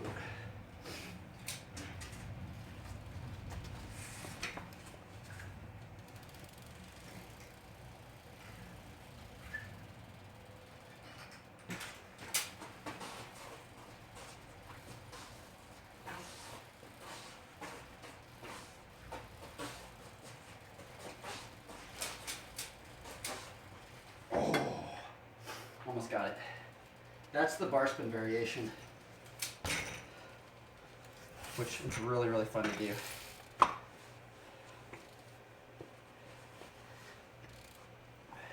But I can hardly ever land it. Maybe that's what I should do, just keep practicing that. Because I would like to have that trick on lock. I think what makes that trick a little different is because every time I do the bar spin, there's not a constant variable. Sometimes I kick the bar too much, sometimes I kick the bar too little. Sometimes the bar hits me, sometimes I'm too far away from the bike, sometimes I'm too close to the bike. Sometimes I lose my footing balance. There's a lot of variables in the bar spin for that one.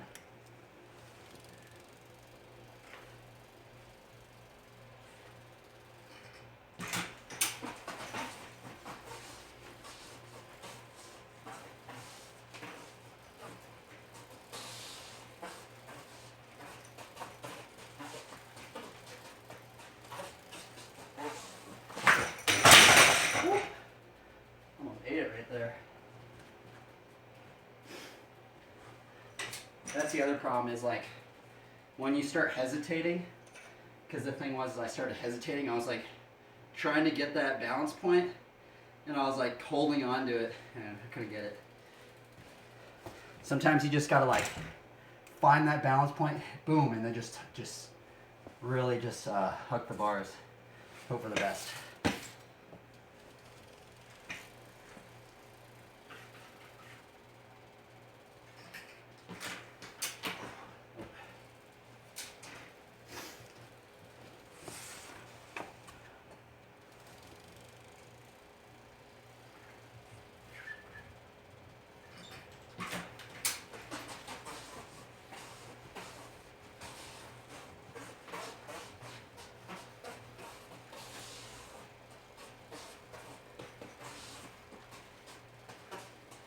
Oh, come on.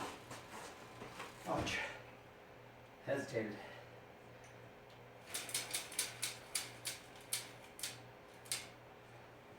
I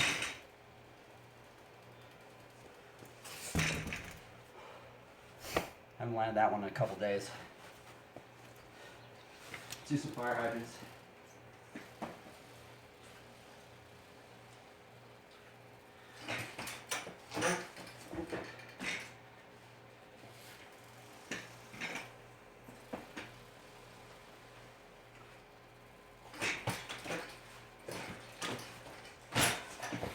That was so close.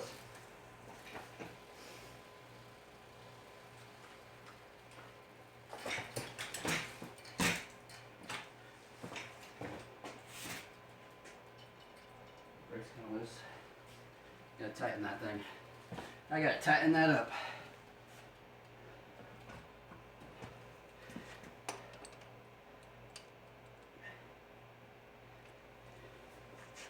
There we go.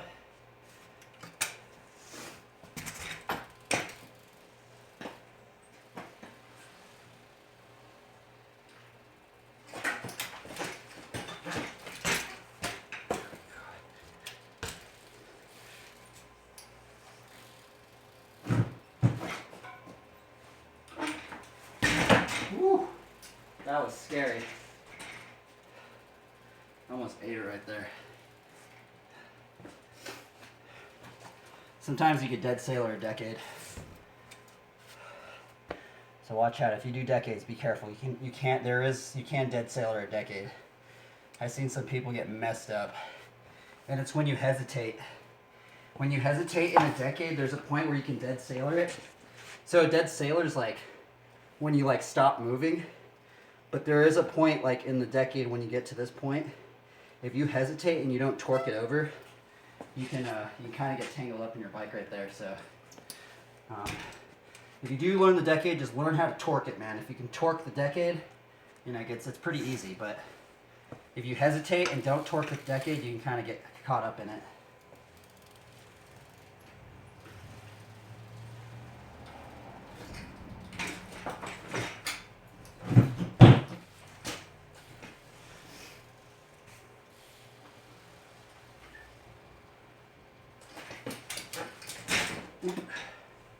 Alright, I need to take a little break.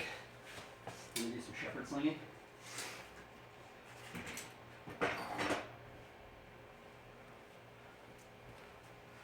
Going into a little interlude into the stream to take a break.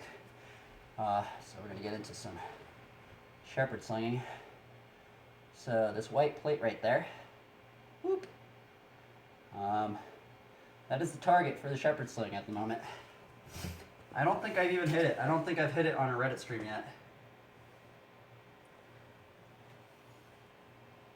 So I'm gonna attempt one. You guys don't know, I wear a Shepard Sling because of inspirations of not only David, but depictions of people that wear the Shepard Sling or rock the Shepard Sling. A lot of them wear them as headbands. So right now, this right here is in headband mode. And you know, the Shepard Sling's the old tale of, you know, everybody's heard this tale of David and Goliath, and David was a man after God's own heart, they say, or scripture says. And sometimes I think that the Shepard Sling is a legendary item that has kind of been lost to time. Here's the quick release knot that I use for a headband. I always like this. It's always satisfying. Boop. And now it is ready. The headband is now ready for Shepard Sling use. This is made out of one piece of paracord. One piece of paracord, two widths wide of my body, and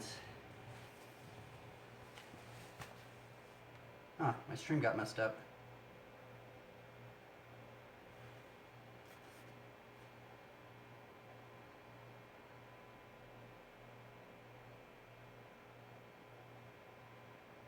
Oh, what happened to my stream, man? Oh well. Hopefully it gets back in tune, but it's like cut out. Oh well.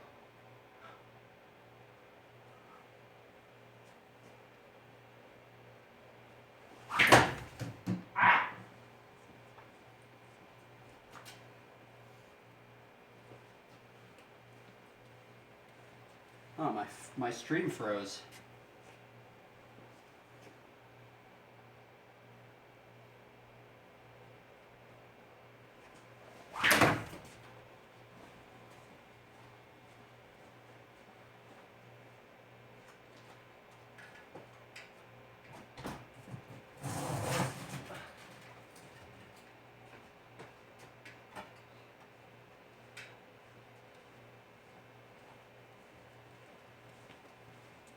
Oh no.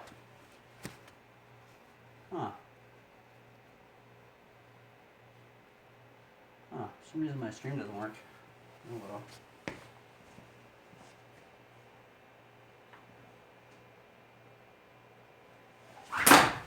Ooh, I almost freaking hit that thing. Yeah, this thing's a good thing to have a break on from the BMX.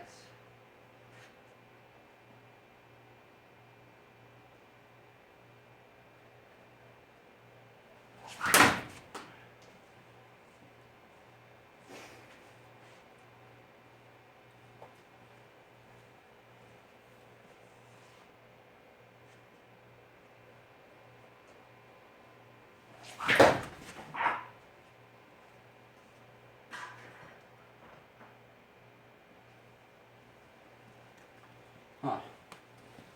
Let me exit out of this. I'm gonna have to restart the stream. Somebody's like ended. Oh man, my phone's like frozen. It's weird. Huh. The heck, why is my phone frozen? My phone's about to blow up.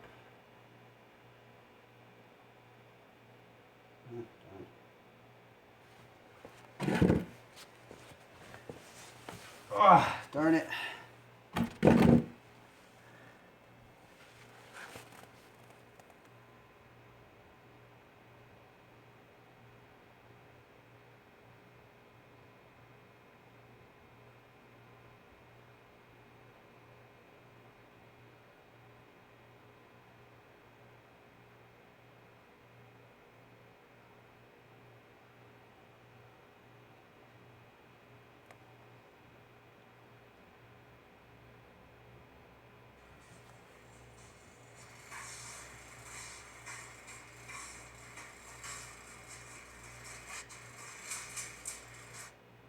Oh wait, is my stream still going on right now? I'll take like a hit every now and then, but not like I used to. I used to smoke. This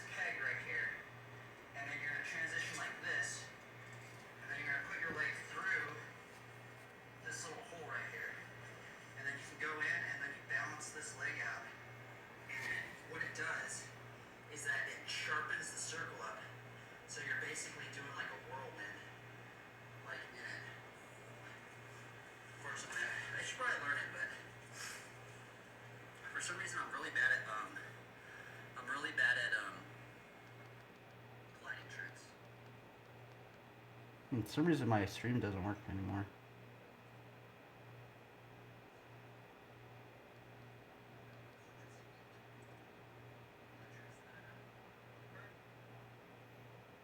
That's weird. Oh, see everybody. I don't know if it's working anymore, but.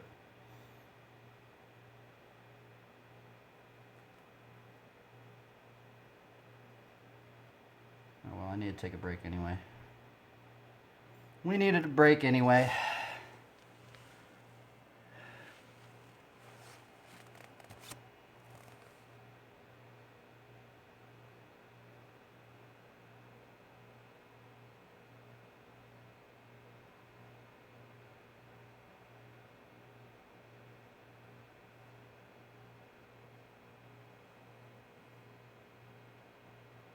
Shepard Sling, because of inspirations of not only David,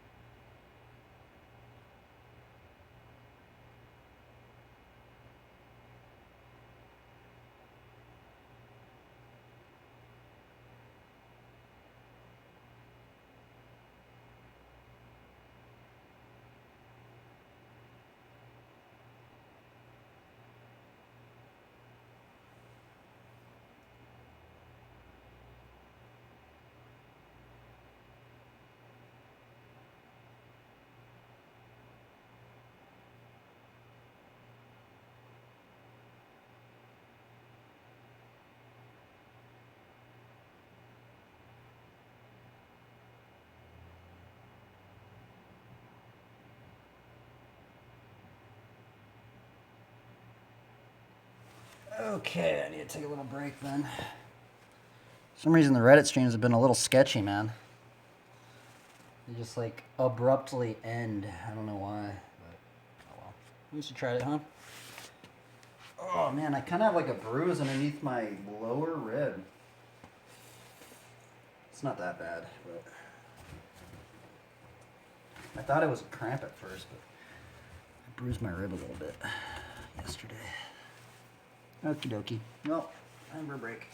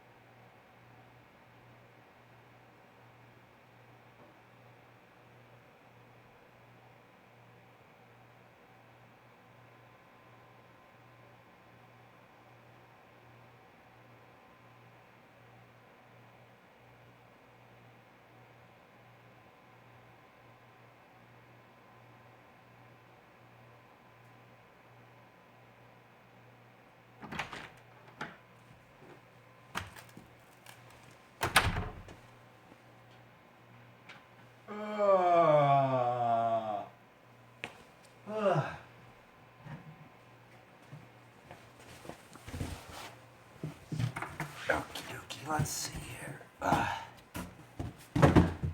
Let's make a knot for the headband. Take this, you swoop it over here, swoop it down there, go under, through the loop, taut it. Boom, you got a headband.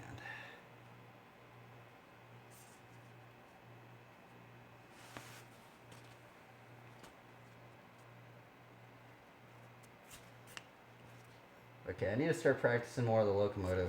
I've been like getting less and less motivated to learn it because I keep not getting closer, but we need to start getting back on that grind.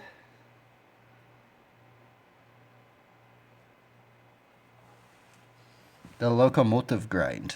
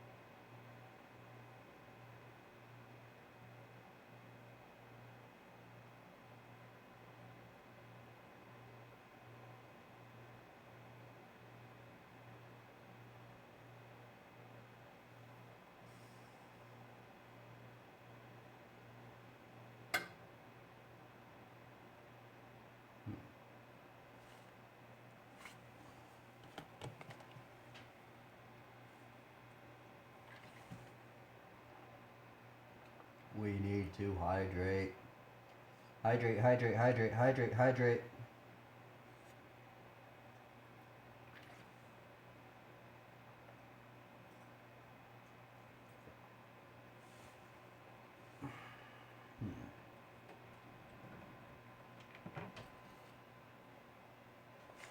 You go to bed? Okay. Yep. Fully charged, so it should last a couple more hours. You can turn it off, it doesn't matter. I guess it does kind of matter. I guess I don't know. Do what you will. Do what you will. I just turned down the brightness, maybe. Yep. Or something like that. You don't have to. You don't have to watch it, honestly.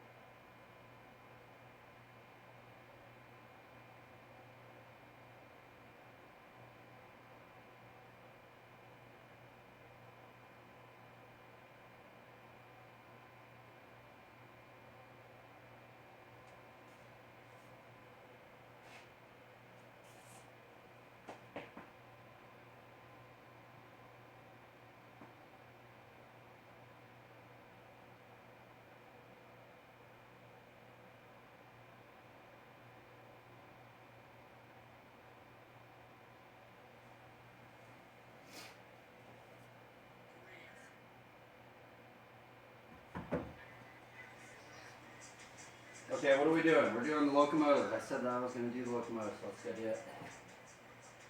Do some practicing for it. This trick is impossible, man. This is why nobody does this trick anymore. It just takes way too long to learn.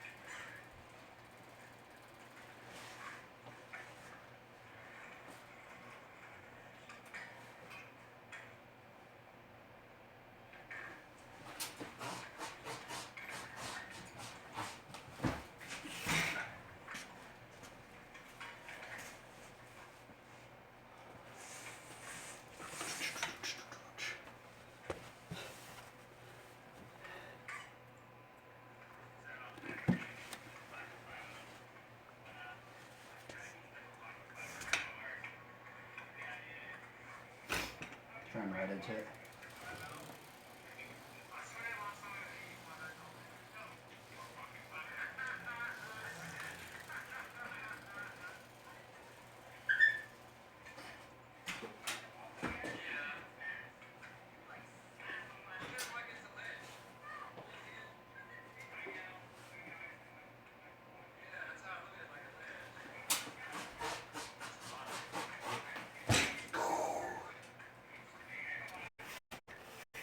When is this trick gonna get easy, man?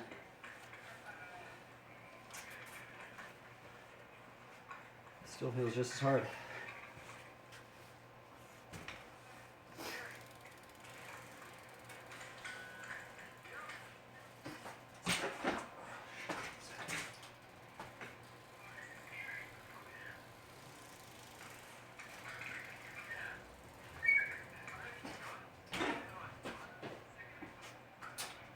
What about the back there?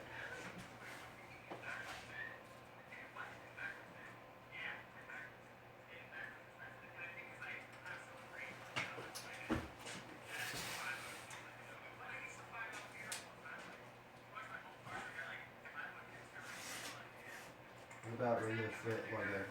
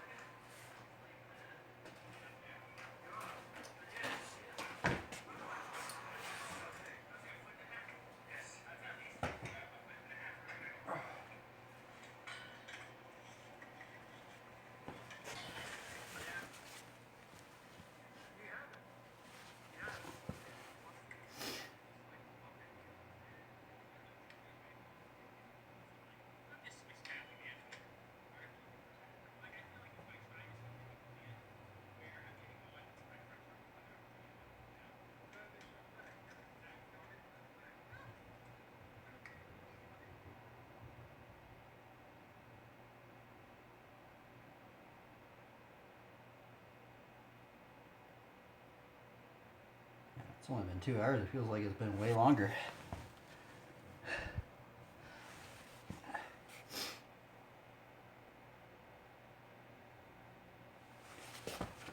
Okay, so fire hydrants, locomotives.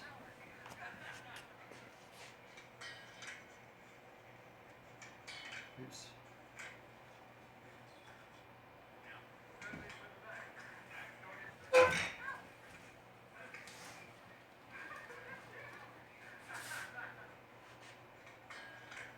Fire hydrants, locomotives, maybe funky chickens.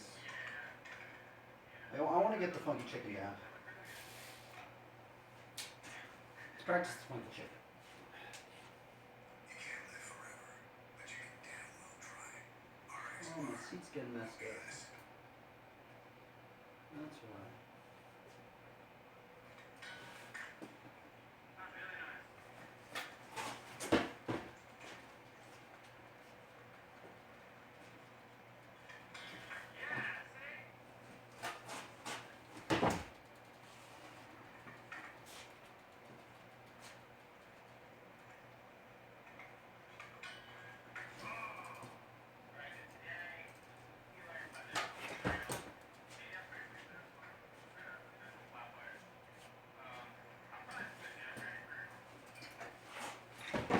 This trick's hard.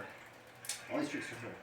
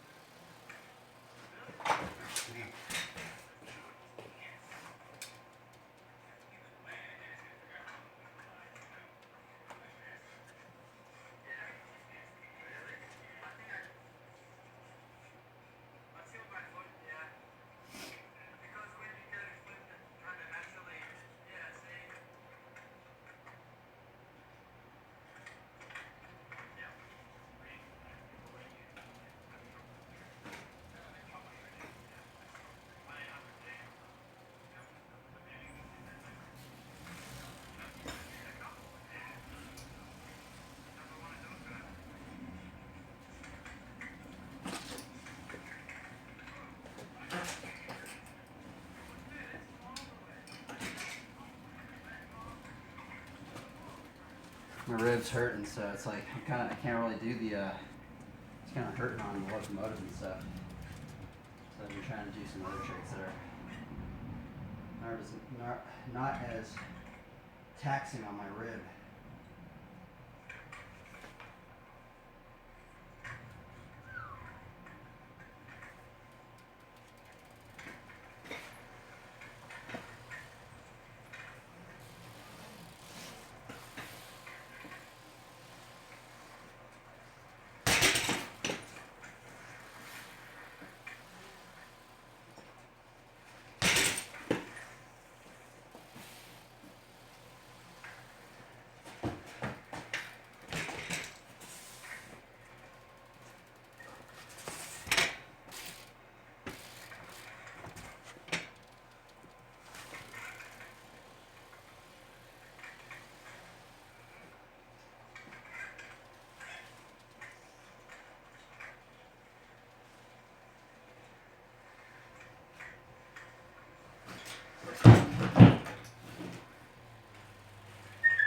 I have to put some more PSI on my tire.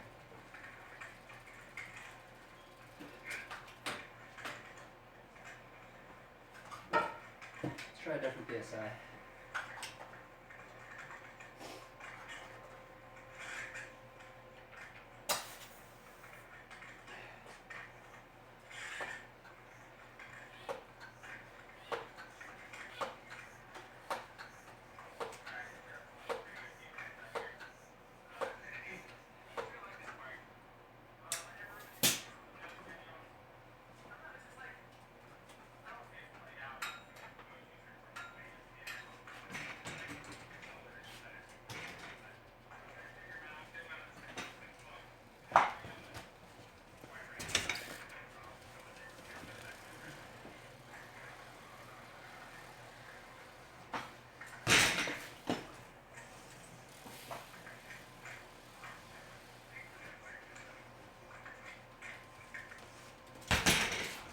Swirly like this.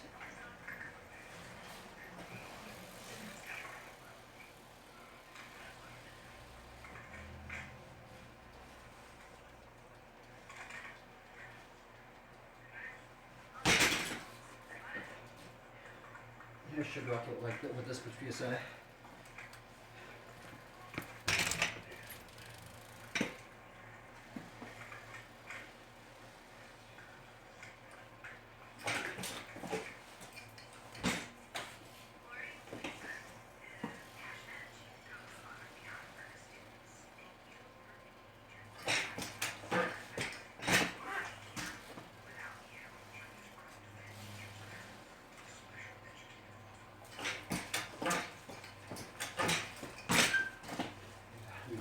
PSI. I raised it up a little bit. 420. What's up, Frank? How you doing, man? Sorry, I haven't looked at the chat.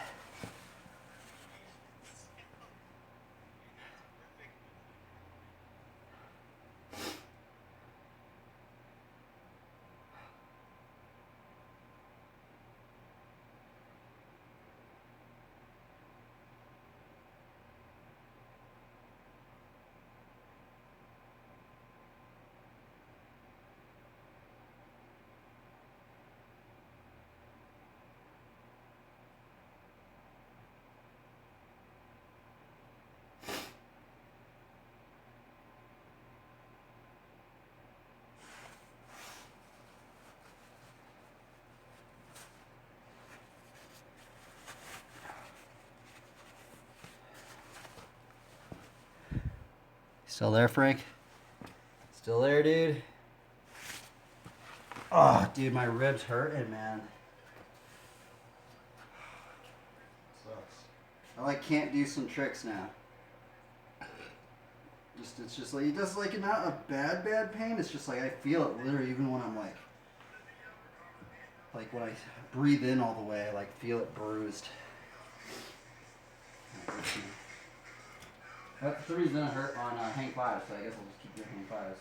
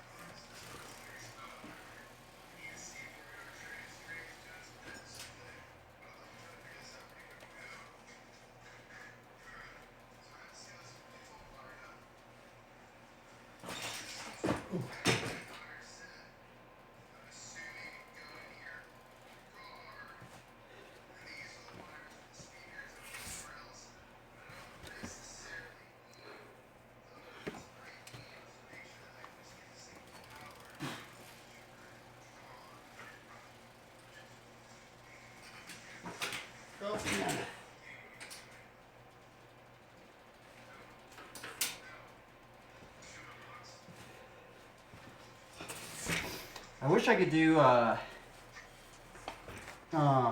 multiple whiplashes. Those are so cool when people do them.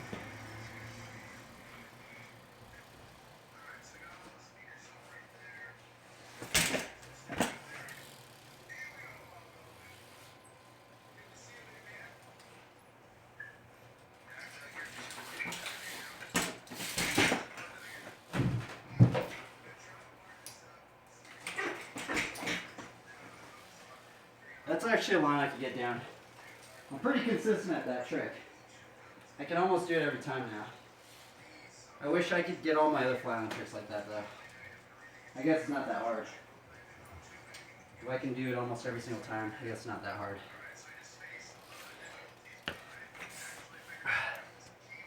For some reason it doesn't hurt my rib either.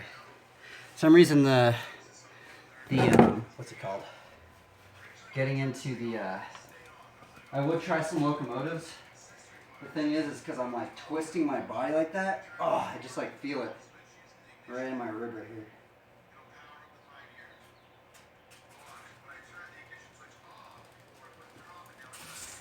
here. Just keep doing some hang flies.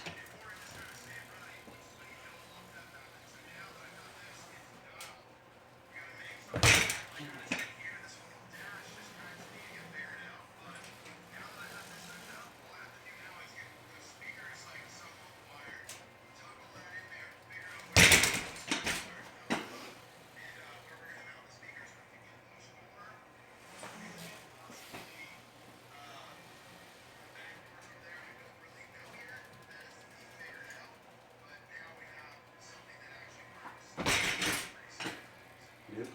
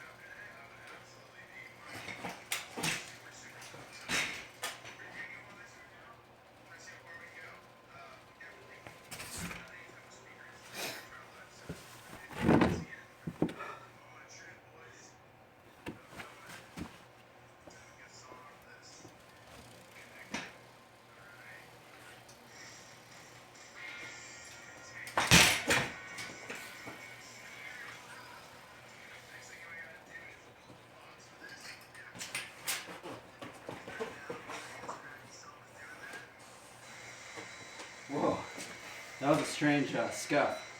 I like almost started gliding it.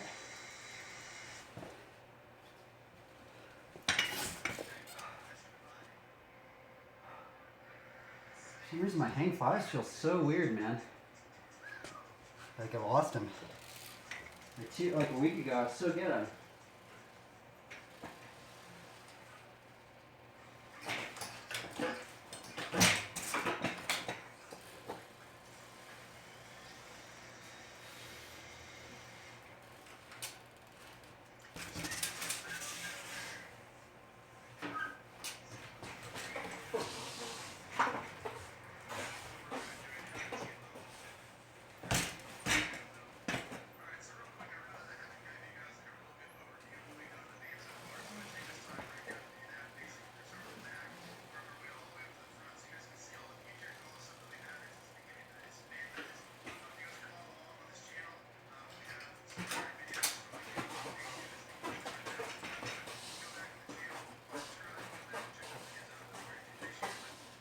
Oh, fudge.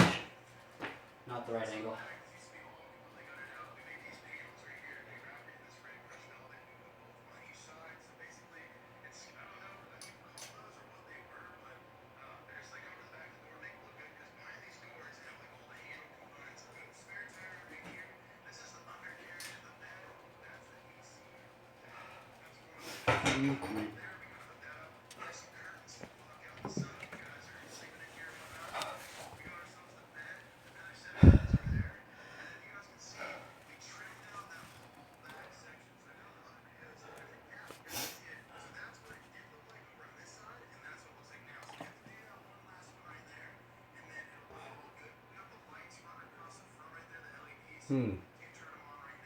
Oh yeah, I need to learn regular foot lard yards, regular foot gyrator, because there's some combos actually I want to get into. I have to learn it. There's no way out of it. I have to learn the gyrator with the regular foot.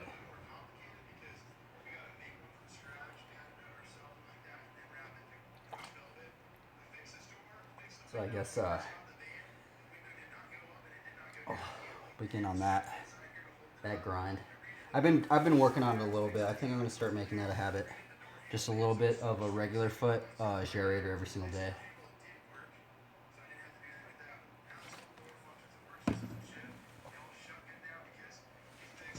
Okay. This one is a grind. I remember like just learning the gyrator was a grind. So if you're out there and you want to learn the gyrator with me, you can learn it with me because I'm basically learning it from square one. So I should have learned it with my regular foot at first. It would have opened up a lot more combos, I think, but oh well. Here I am. I'm going to learn it with both. We're going to get ambidextrous.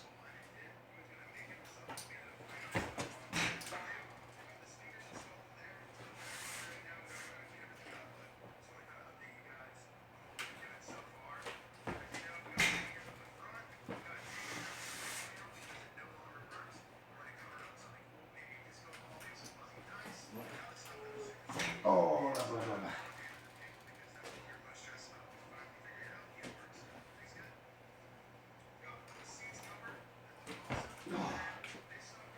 why is it so foreign? It's so weird.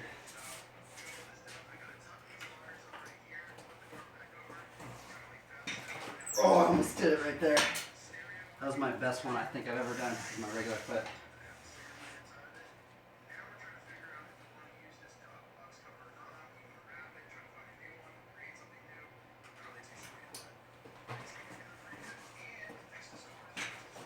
Ooh, I'm starting to get it. I'm pretty stoked. I'm going to start switching my foot here pretty soon. That's going to open up so many combos. That's why I'm learning it.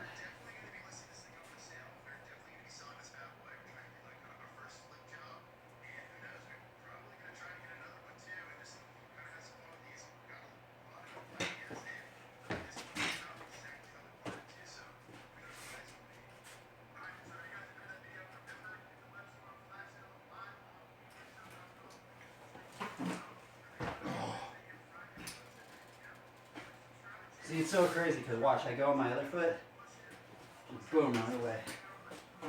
Look at that. Like I'm just so comfortable with this foot. Like I know, like I don't even have to think about it anymore. And now this is my regular foot.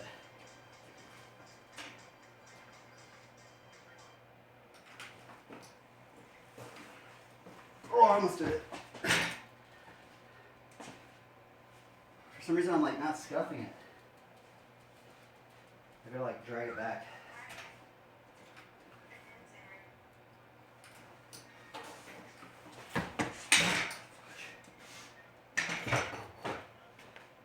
That's the other thing about that trick is it just makes your arm tired.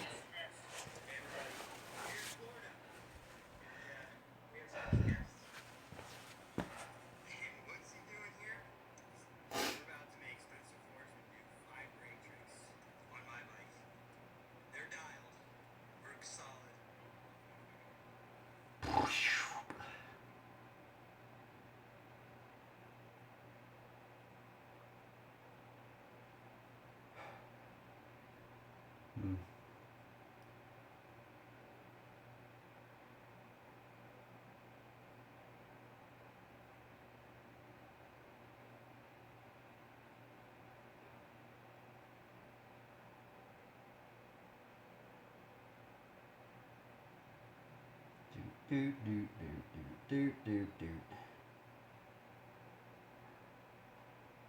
Nosferatu E66B.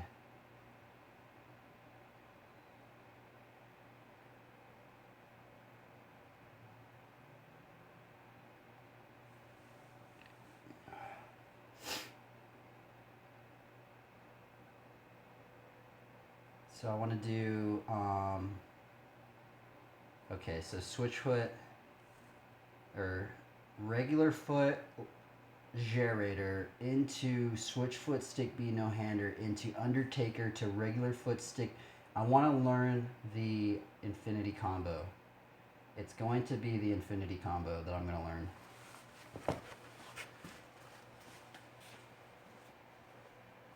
This is the infinity combo I'm going to learn. It's going to take collective effort of 3 years to learn it. I'm already pretty far into it though, but so it's regular foot lard yard,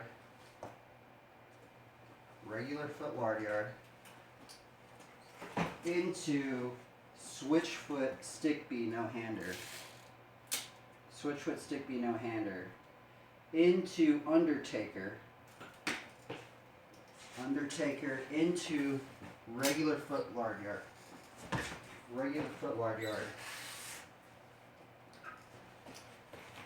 into that one again. You could do it infinity. I think that'd be a good one. If you could do it 3 in a row, that'd be so gnarly to see. Regular foot gyrator, switch foot stick B no hander, to undertaker to regular foot gyrator, to switch foot stick B no hander. Dude, that'd be gnarly, bro. I've never seen anybody do that combo. So that's why I want to learn it.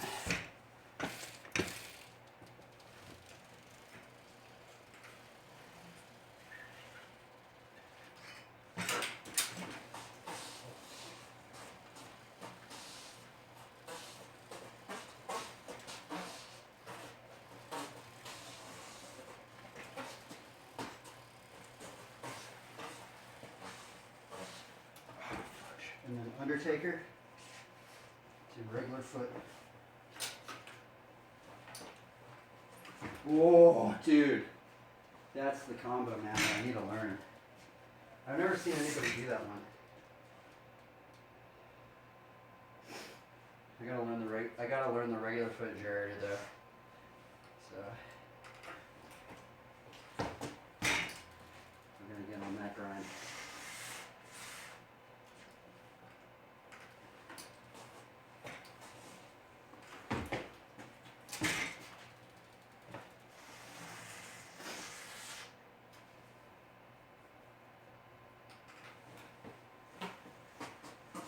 Oh, fudge. For some reason I'm like, my foot feels weak. I'm not dragging it back when I should be. It's messing me up.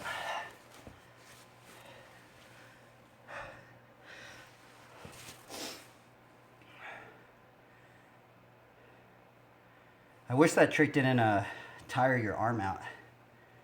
Just holding that weight right there, it tires your arm out pretty bad.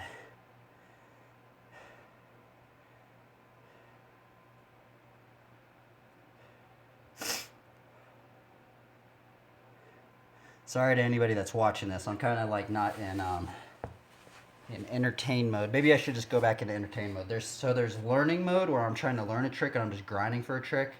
And then there's entertain mode where I am more so just trying to do tricks that I've already landed, and but I'm not progressing as much when I do that. So this right now, you're kind of viewing the progressive stage of where I'm just trying to learn tricks and tricks that I'm not good at and stuff like that. So normally in the beginning of the stream, I'm kind of doing more of the word just entertain mode where I'm doing like lines that I'm landing and stuff like that. That, and man, I can't even do funky chickens. People say the funky chicken's easy too, and I do not find it easy. I find it very hard. So the funky chicken is another beginning trick that I don't even know how to do. Start off like this. I have landed one scuff one, but I want to learn how to go in a circle.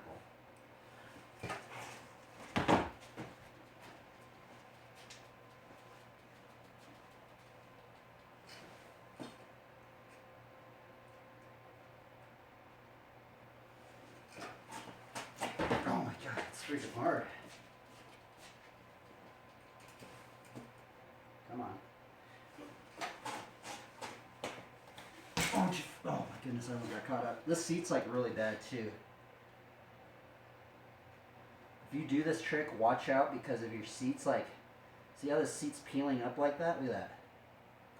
It's like, if you like throw it down, like your hand can like curl under. I should probably change my seat while I'm on this trick.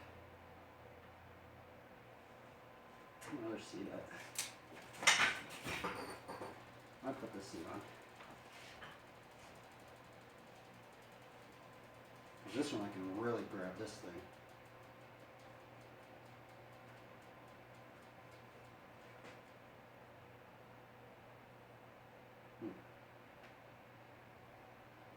You know what? There's actually a combo. You can do hang five, steamroller, funky chicken.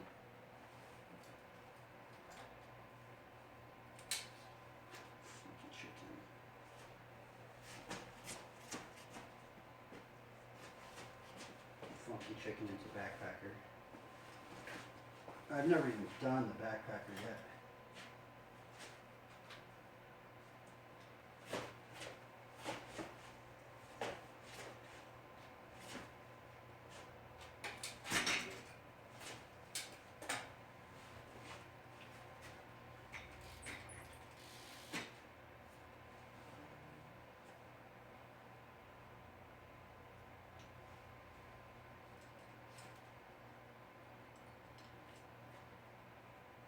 I wonder if that's a trick. What would that trick be called?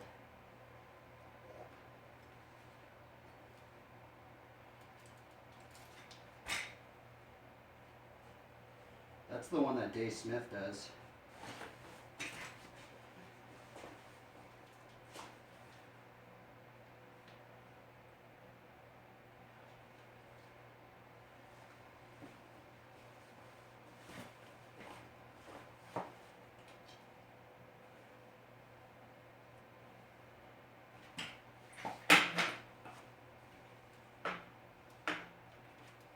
That is hard, man. Dave's so gnarly, dude. I can't even imagine doing that.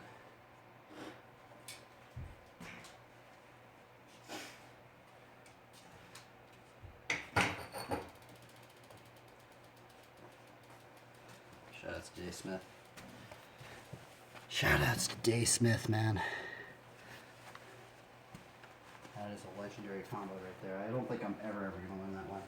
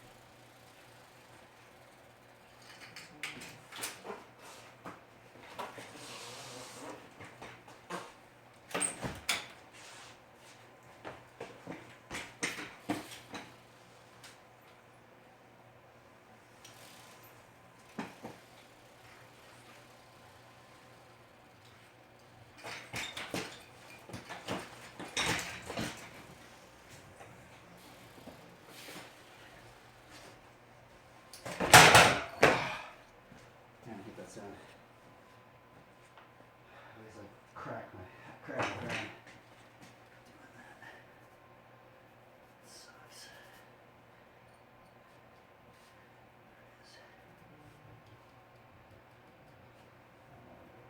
There's so many little chips. I need to get like some sort of like maybe I should like make one. Some sort of like end cap thing on here.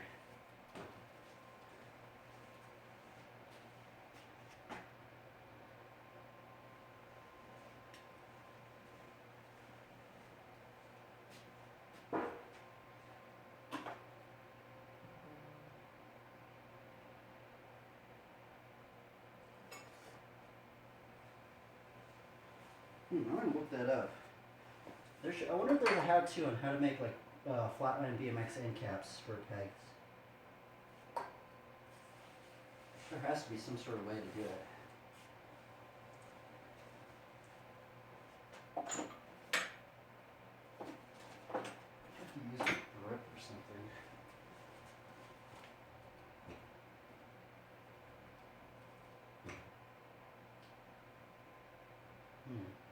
I wonder if I cut this grip, I saw it off and I just... No, that'd be really sketchy. I don't think that even work. I'm gonna look that up actually. How to make a peg end cap.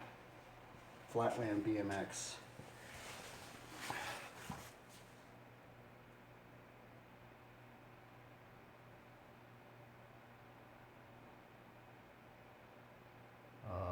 Let's see here. How to make flatland peg end cap BMX. I mean, I guess I should just buy the flatland pegs, huh? Here we go. Global Flat. Global Flat's dope. If you guys want to learn how to flatland, go to Global Flat. They've helped me out a lot. Let's see here. I was sick of cutting my shoes and hands while riding. I also thought that the idea of steel end caps for pegs was the right way, but too heavy. Respect for a bad thing to be the first that redesigned the old idea. Pivotal tricks.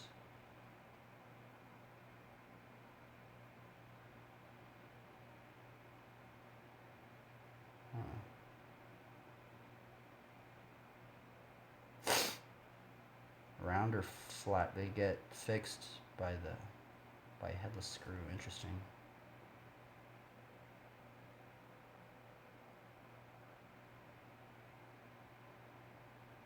See, I have those pegs, but they're kind of getting worn down.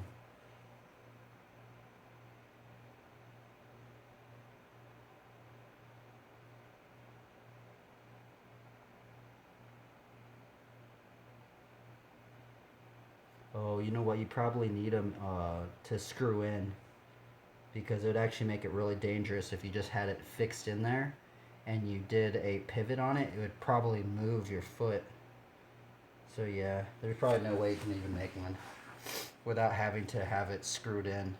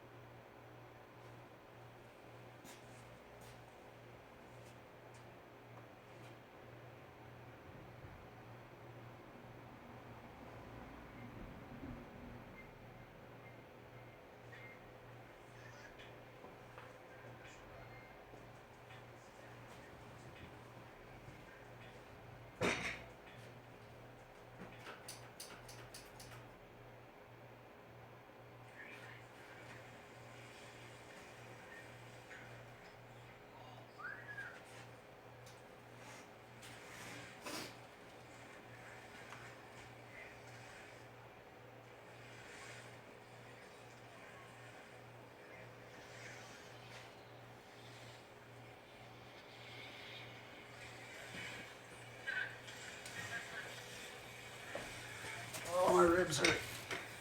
Why?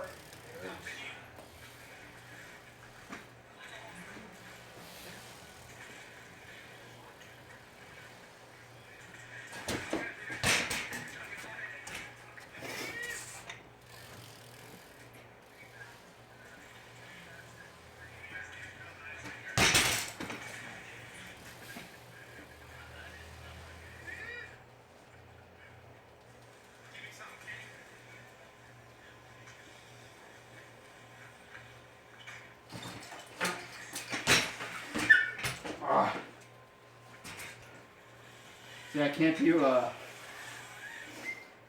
multiple whiplashes, so I do fire hydrants.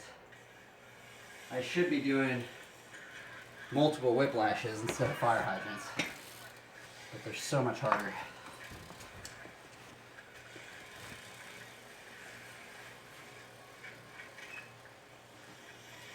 Oh, I can't like get it.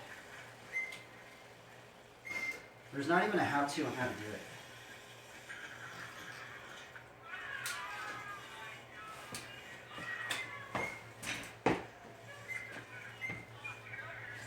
Maybe that's how you learn it. You have to just walk into it, maybe.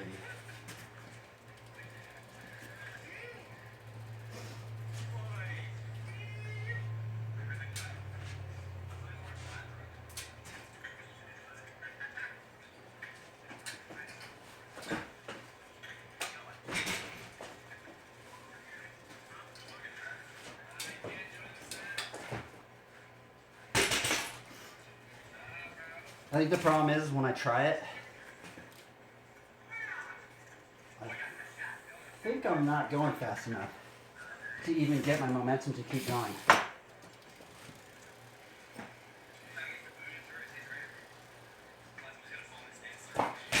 Oh, I can kind of actually feel that one. Maybe that's what I should be practicing every day too. Multiple whiplashes.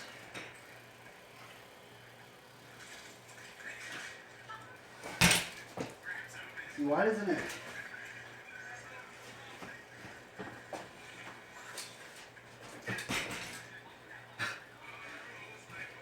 It's so hard. That trick is so hard, man. Like, I give credit to people out there that do that trick. They make it look so easy. Freaking so hard. Ah! Why isn't it like...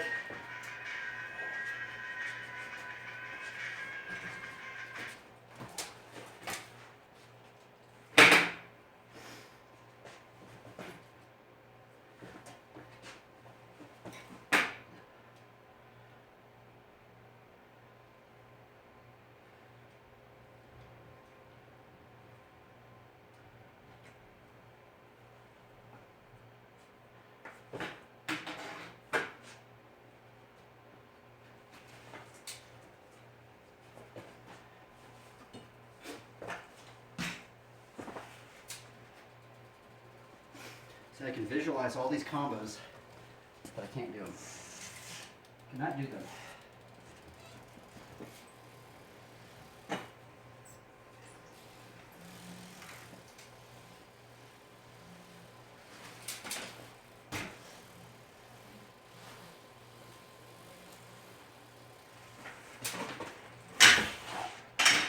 Almost glided that thing.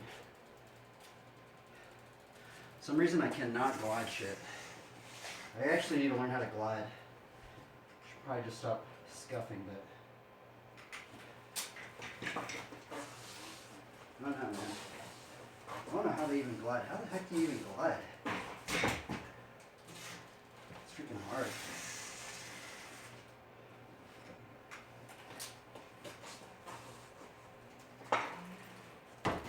That was kind of a glide. Just one scuff into a glide.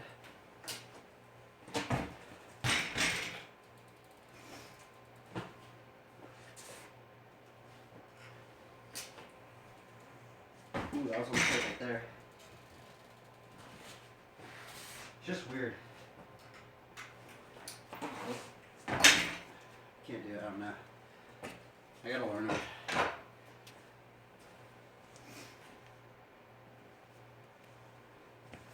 To be honest, I like the sound of the scuff. I like how it sounds. I don't know, that's just me. Usually nobody likes to do them anymore.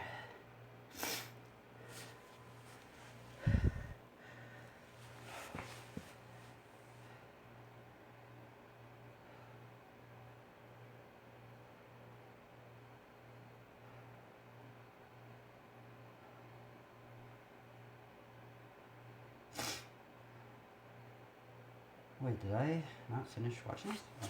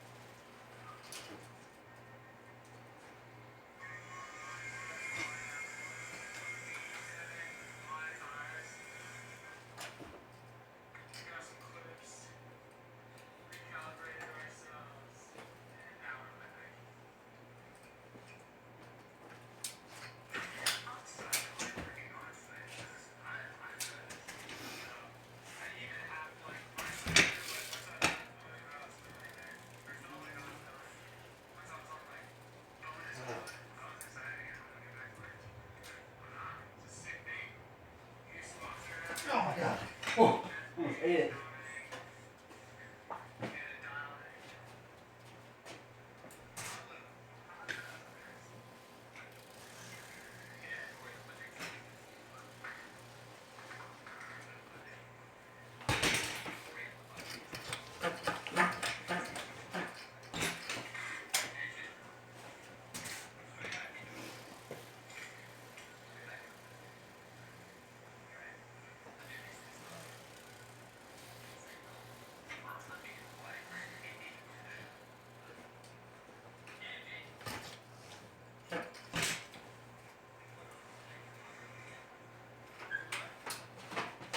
Ah.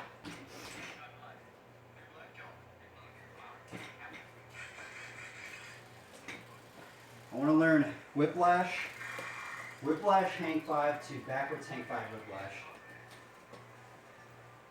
That's another goal. Very far from it though, but.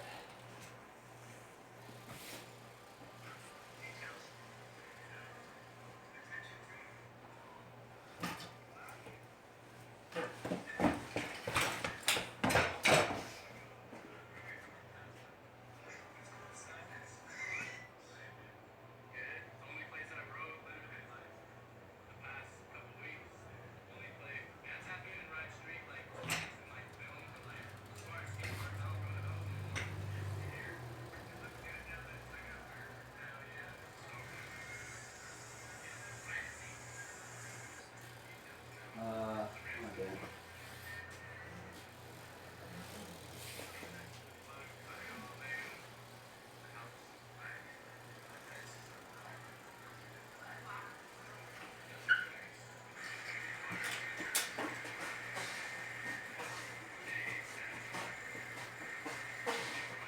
Oh my gosh.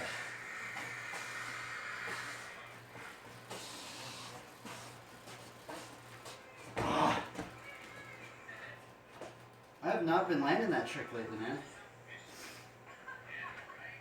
I keep getting like the carve wrong. You gotta get the specific carve to land it, or the way I'm landing it, I gotta do it that way. And I keep doing it and then going straight. And if my bike's too straight up and down, I can't land it.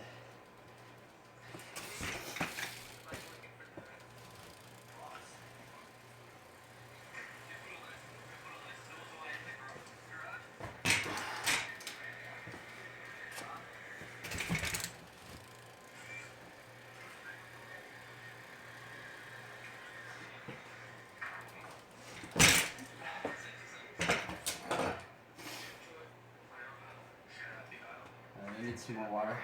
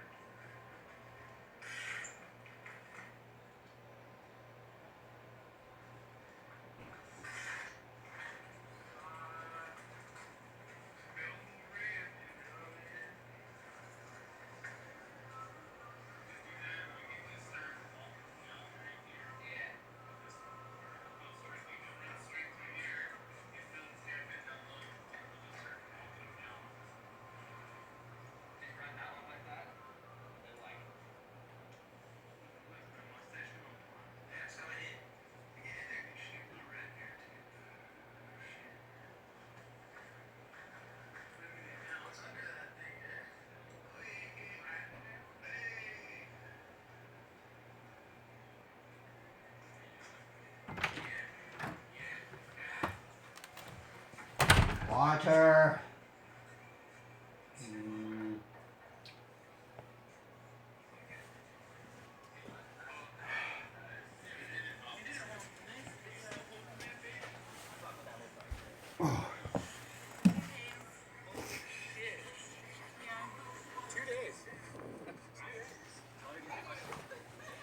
Let's see, how long have we been going for? Is it 5 hours yet? I don't think it is. I think it's been 3. 3.5 probably. Oh no, dang, it's only been 3.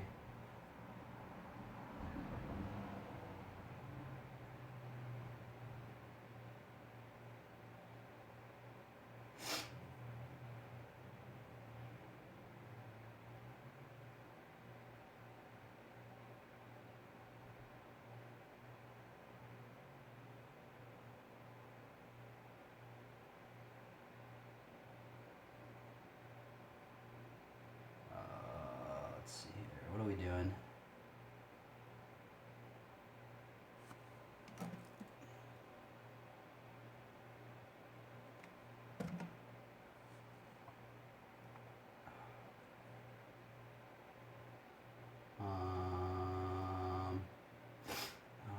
Might.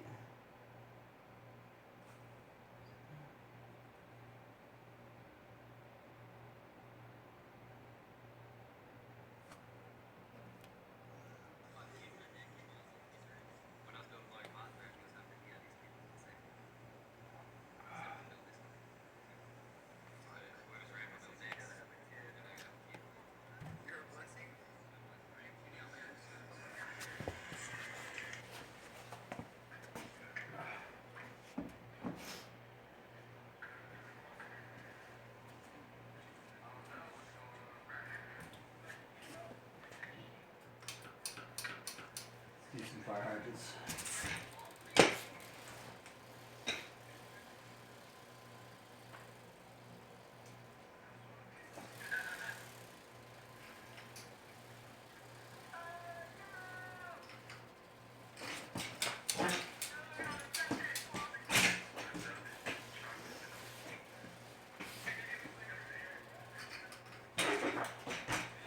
Oh, I messed up on the decade.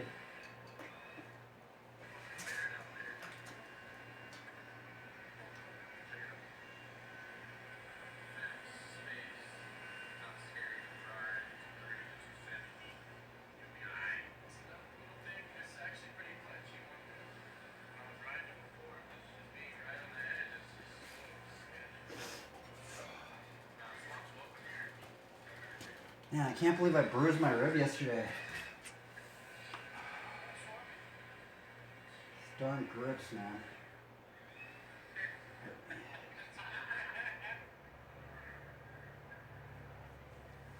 Let's see if I can get another double fire hydrant. I want to get. Let's see if I can do 4 fire hydrants.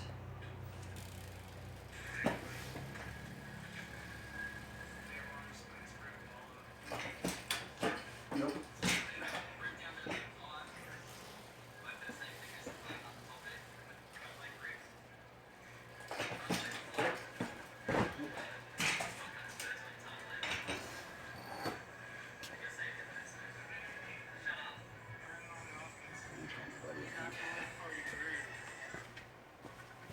Oh, Rebecca, I gotta.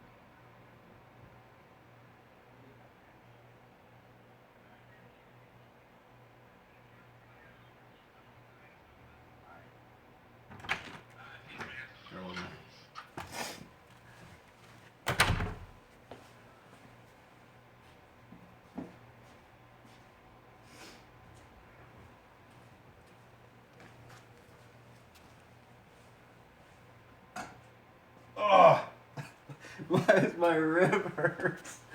Darn it.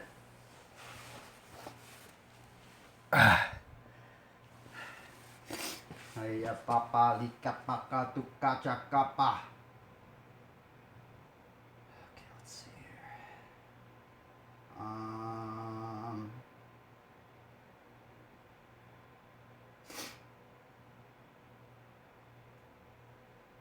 I might go to the skate park today. Shit, I should probably leave pretty soon here then.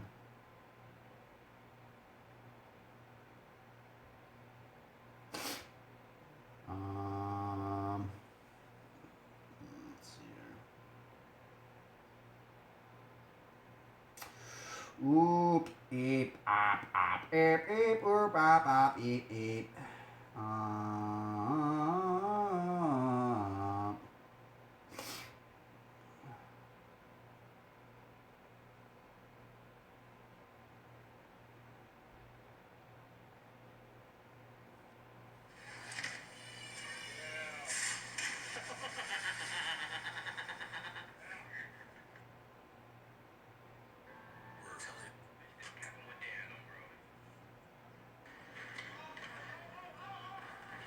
Oh my goodness.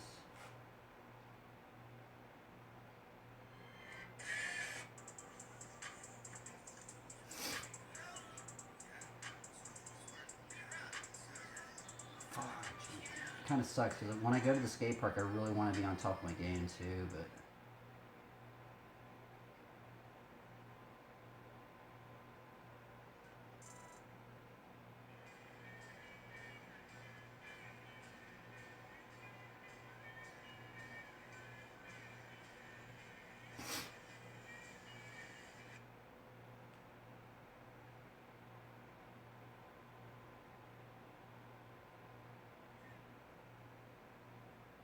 I guess I'm gonna have to end the stream then.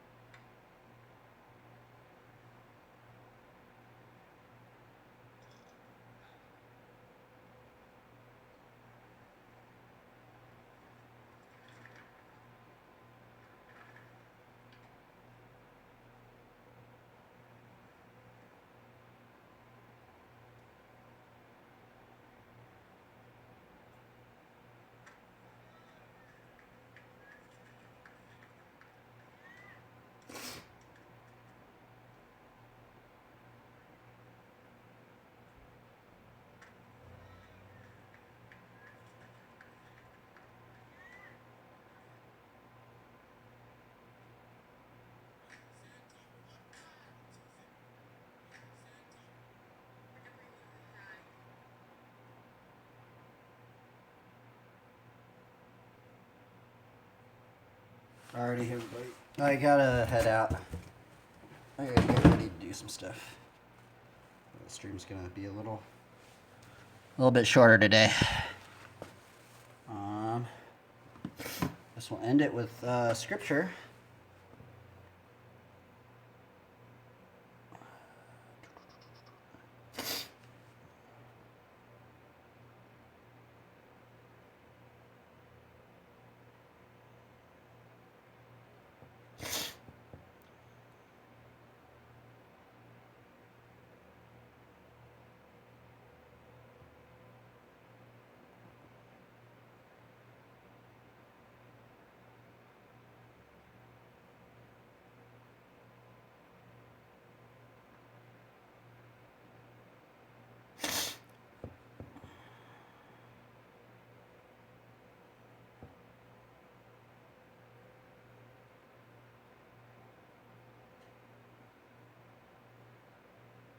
But many that are first shall be last, and the last shall be first.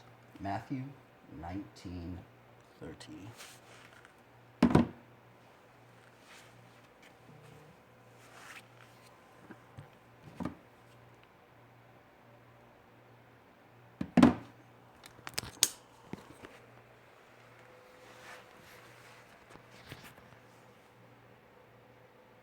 Farewell, everybody. To anybody that watches this, I hope you continue trying your best and having fun.